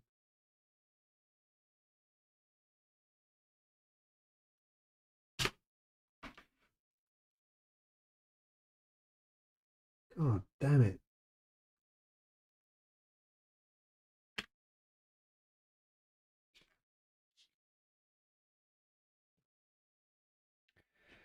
God damn it.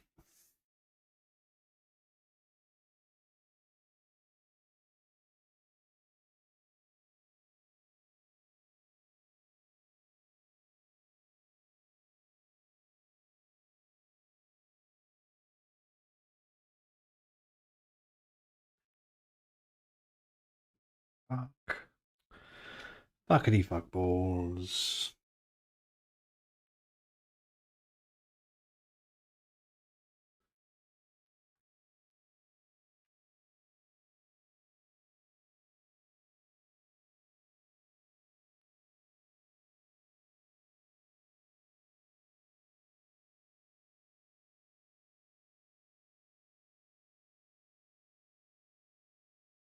I'm starting to think the way that those instructions say clear all the holes tells me that they knew exactly what they were asking for here. And it would be an absolute pain in the arse.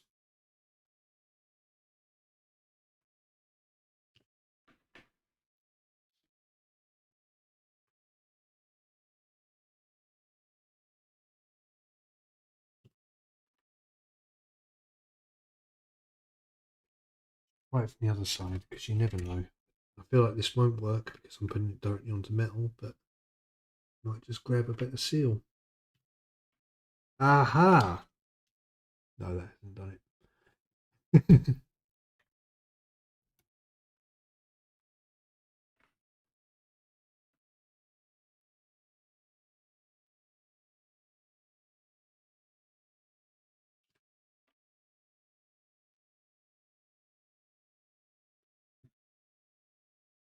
I'm rapidly running out of tricks.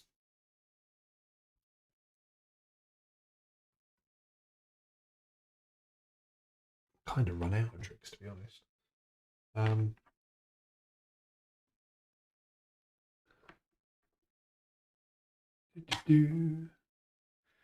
Right, let's just put that aside to cool down. So I think I'm done making things worse with the desoldering iron. I'm going to switch back to the soldering iron. And I'm just going to see if I have any joy pulling that solder out again with this braid.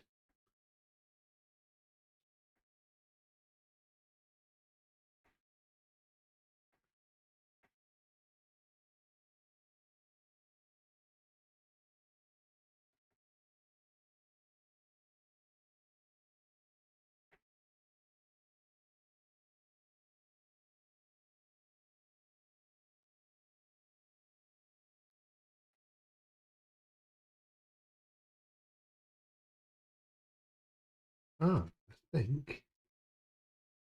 Fuck no.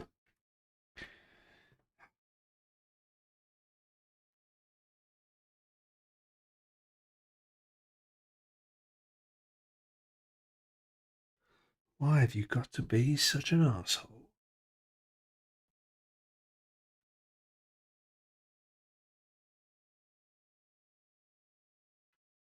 Let's try with this pen again.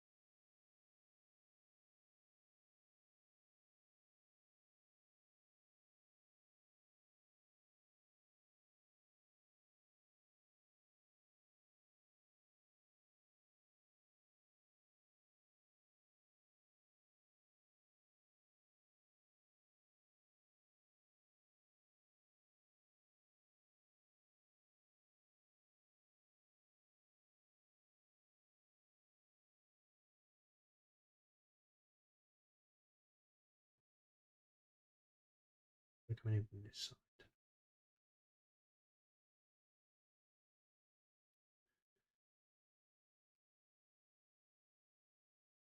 Okay.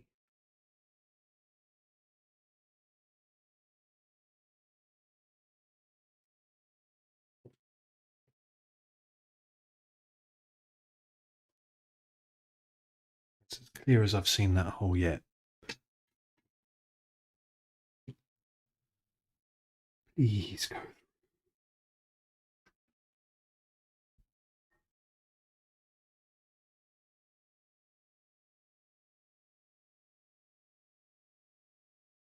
Oh, hello. Right, that's starting to push out again. Let me just give it a bit of encouragement above.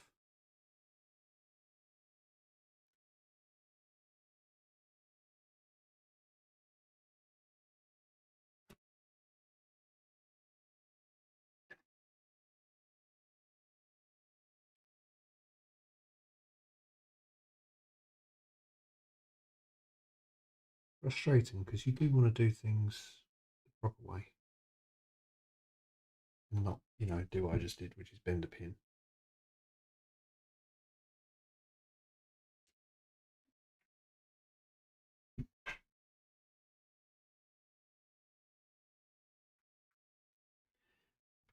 And sometimes it does kind of all go to rat shit somehow.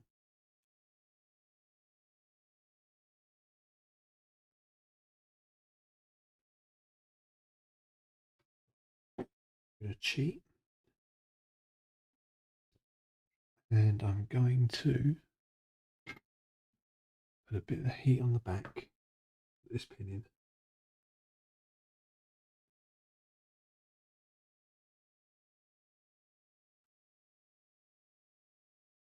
There we go.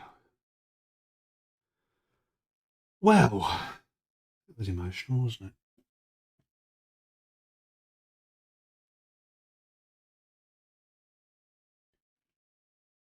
Is that the one I bent? Yeah, that is the one I bent. Let's get this one. Just push that pin back in to where it should be. And what we'll do is we'll just pop this through there.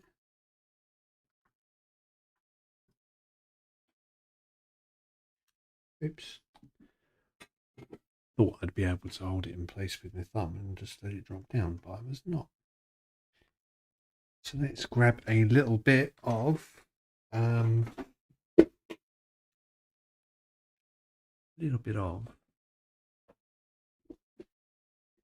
Captain tape. Do do dee dee dee. Just a little bit of Captain tape.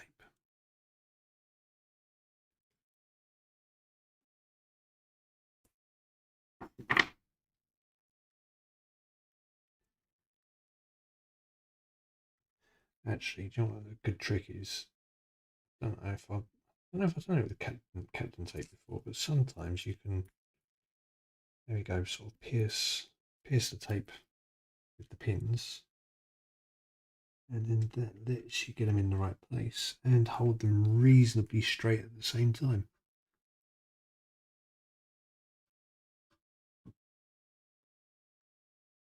Okay, let's bring the soldering iron back down to sensible temperatures. Well, I do hope I haven't fucked up that ground plane, because that would be a shame for my shitty soldering skills to have ruined the machine, wouldn't it? But never mind. Jelly beans!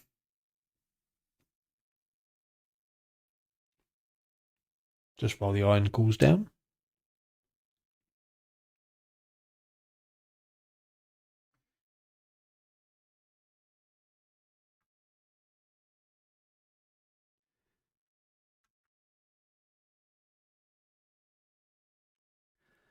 Flux on the pins. Really twisted this up somehow. Let's just uncurl the iron cable. And then let's solder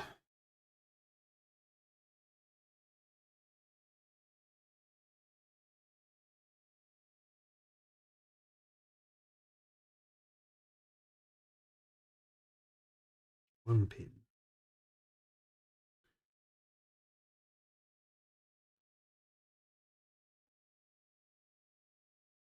Two pins.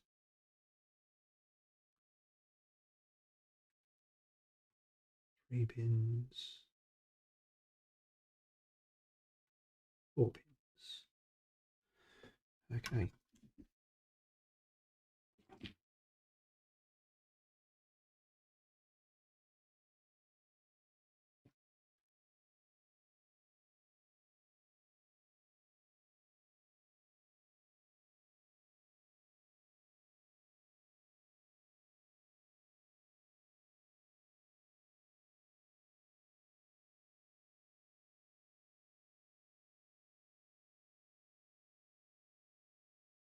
I'll come back to that ground, soldering it.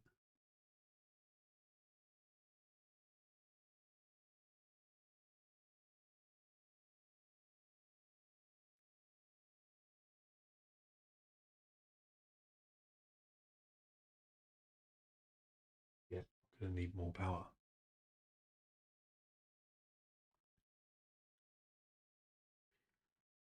Flux it good. I'm going to want to get my multimeter on for this, because I think I might have accidentally bridged some of the pads, which is a shame. We hot? Yep, we're hot. Good, good, good.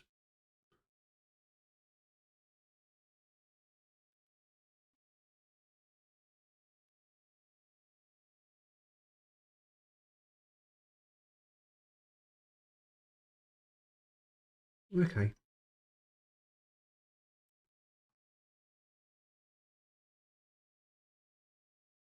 Nice and shiny.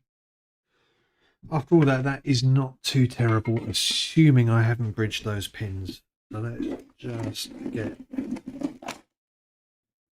let's just get this guy on there.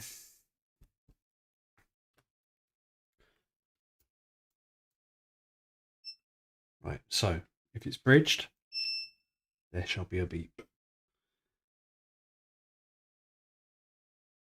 There is no beep. There is no beep.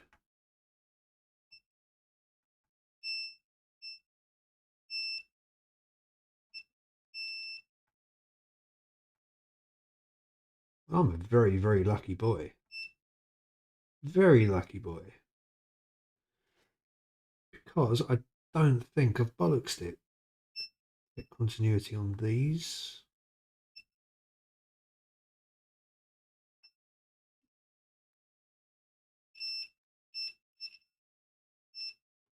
That solder joint does look a little bit dull. I might just reflow that one. Oh. Whoa, fuck me. That was highly emotional. Ah, right, let's just put a little heat through that one because it is a bit dull. There we go. Righty.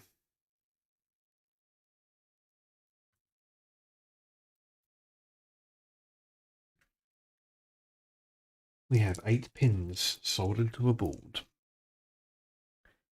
Isn't that a joy? Right, you know what I'm looking for now? Is this thing, because this thing will sit.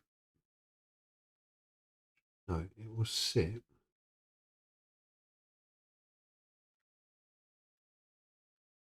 That's fucking difficult to line up, isn't it? God.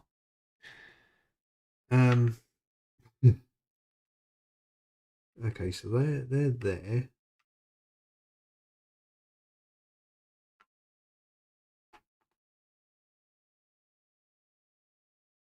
And hopefully all of those pins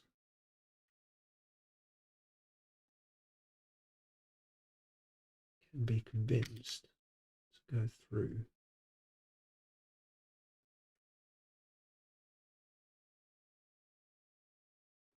all of those holes, but this capacitor is in the way. So I'm just going to lay him down like that. Didn't say that in the instructions. Oh, yeah. All 8 fucking fit on there like that. Beautiful. Lovely. So that board does actually go onto those pins. Superb. But let's not rush ahead. Let's go back and read the instructions while we eat a couple of jelly beans. Mm-hmm.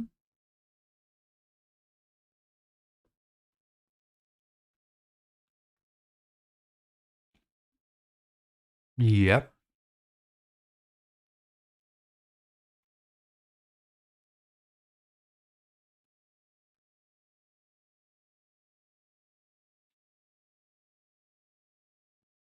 Hold on, what?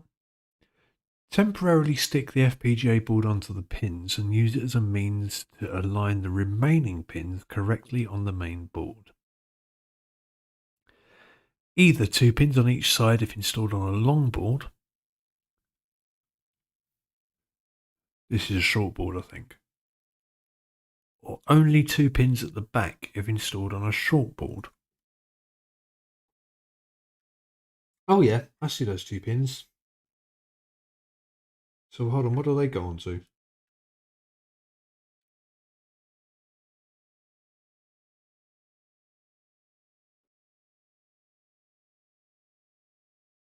What?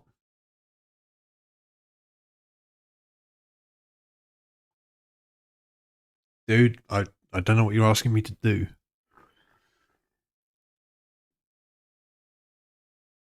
I mean, clearly it needs some sort of support. And they're both labelled ground. So presumably they are. Yeah, okay.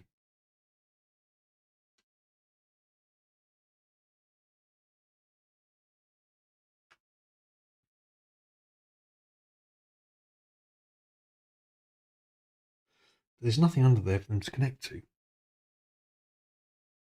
So what, are you saying I just soldered 2 pins in there facing down to support it?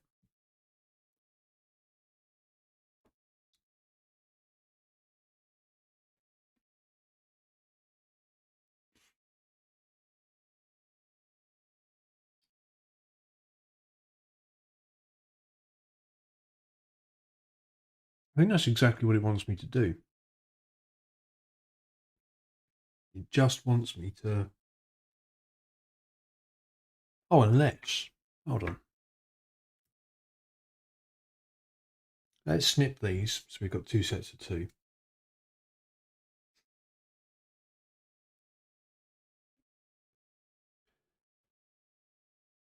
Which is good because I've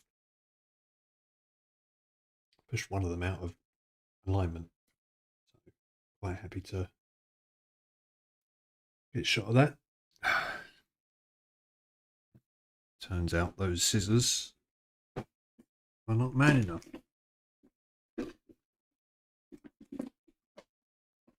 Not surprising, they are teeny tiny Swiss Army knife scissors. Be asking a bit much of them there, Chris.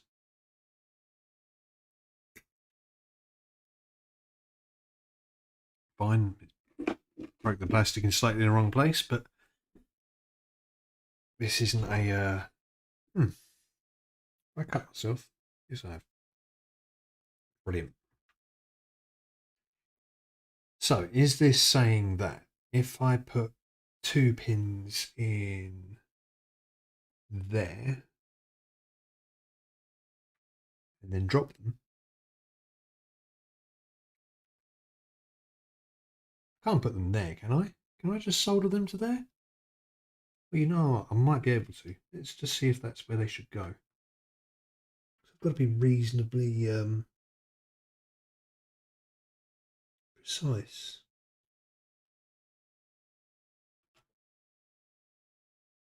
Yeah.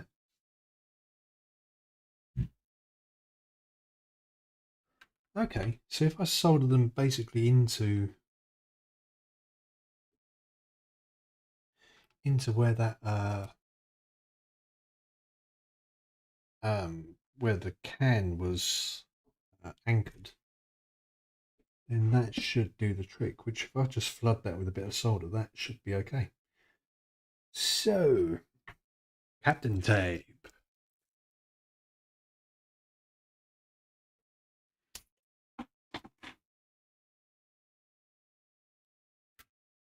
Balls.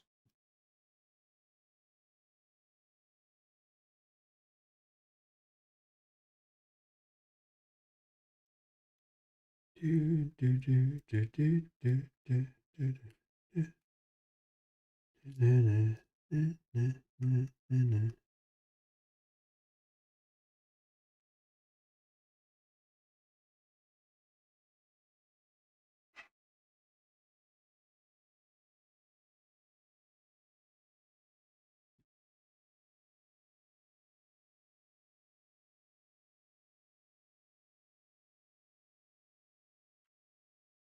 I think if I solder that there, let's just lower this. I think I get what it's asking me to do now, because that it will take some alignment to get everything all in the right place.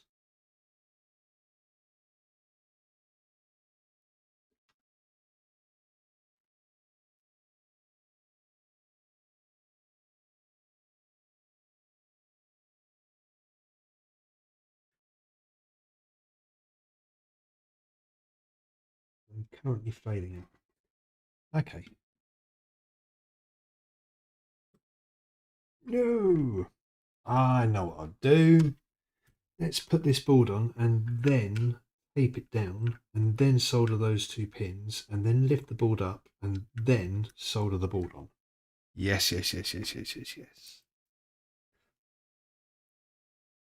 Yes, yes, yes, yes, yes, yes, yes.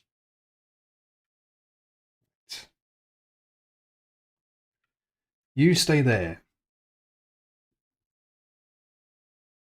I'm just going to wedge that under there like that. Get to iron.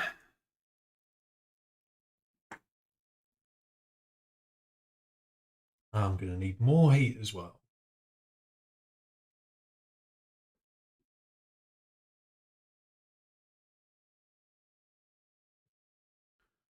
It's been much more emotional than I was expecting.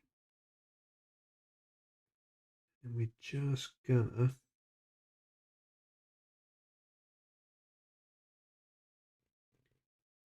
solder on there. Some more slack.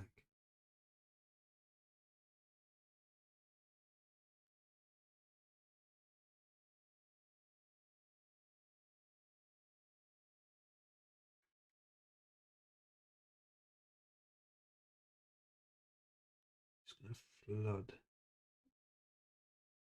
that pin and flood this pin.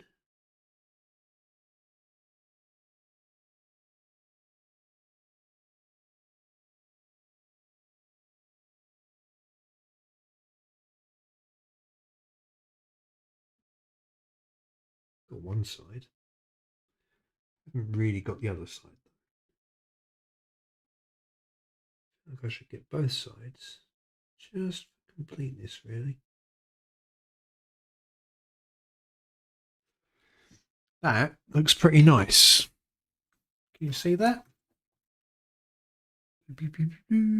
That nice silver blob there at the edge. That's pretty tasty. That's holding those pins nice. Do you know what? I think the next bit is we need the case back because we're going to solder these pins onto this board, but we want to get it in the right place vertically so that it is visible out the holes. And the instructions tell me that means I need to solder them right to the top.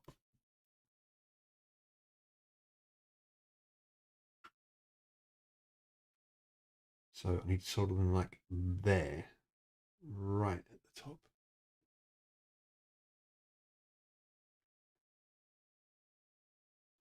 Don't know why I didn't do this to begin with. Dumbass. Should have zoomed in ages ago. So yeah, that needs to go there. Solder those 4 pins, solder those 4 pins, solder those 2 pins. And I think we're there.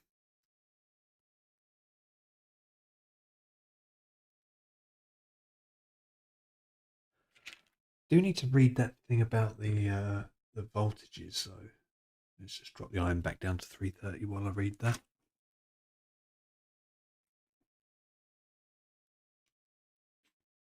If your VIC-2 uses the higher voltage all 6XXX variants, which if we take a look there, no, there, 8565. So, oh yeah, no, sorry, no. It does not use the higher voltage, so I do not need to short the solder bridge. Mine's an 8 variant, not a 6 variant. Mine's the new one. The new one uses the lower voltage. Cool. Cool. Right.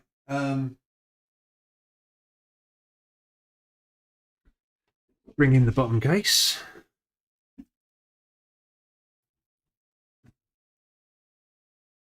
Yeah. That way up. That little metal bit, or that little lip over that screw hole. Actually, it came in kind of like that, didn't it? So we've got to... Am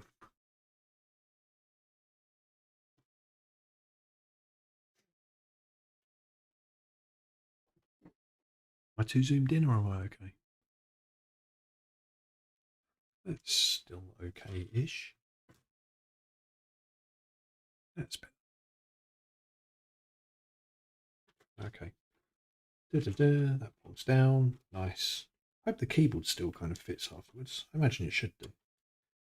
The board. The board. The board. Board somewhere safe. Just a second ago. I put the board on top of the jelly beans because the location of the jelly beans is the safest place. Right.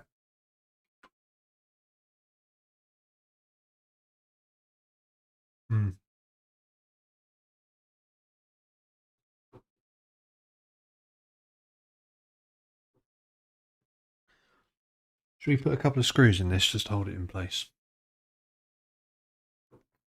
Yeah, I think we should. Seems like a good idea.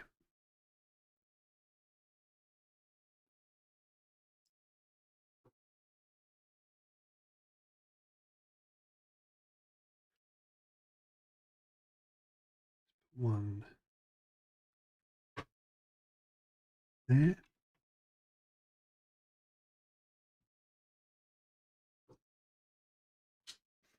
Let's do the corners as well at the back.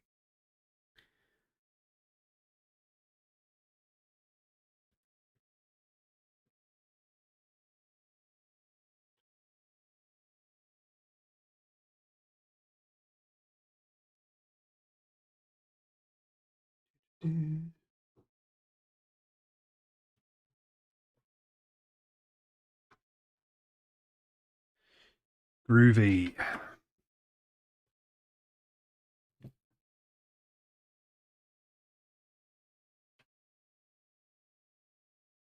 Although, should I maybe? Oh, there we go. That's fine.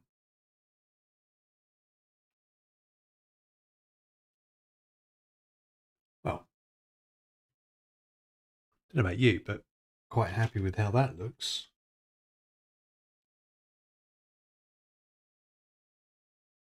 Figure out a way to hold this nicely where it should be. While I solder it though. I doubt it will hold itself. Now that's can I tip this up without that falling out?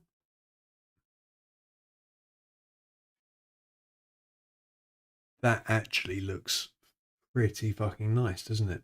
That's not bad at all. Although the switch is oops. The switch is a bit inaccessible. Oops, too much. Too much. I'm gonna grab the plug because I don't want the plastic surround on the plug to foul on the plastic of the external case.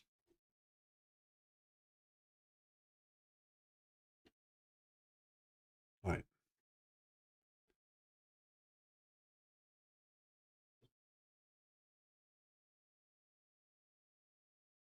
God, that is right at the top.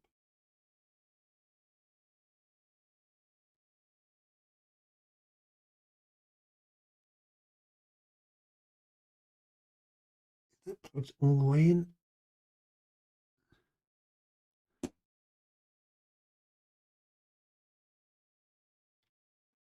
So.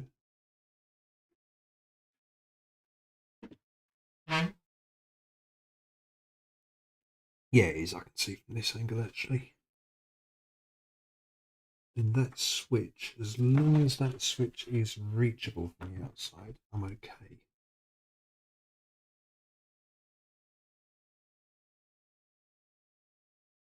Okay, right. Oops, sorry, I've disappeared off the top there. I think what I can do is I can just grab just stick a small dab of solder on that pin. It would help if I could see a bit better, but figure it out. So first I'm going to flux. Fluxy. I'll flux those after. Flux them good. It's not too late. Flux it. Right. Let's just put a little dab on one of those pins. Sorry, you're probably zoomed right in on the back of my head right now.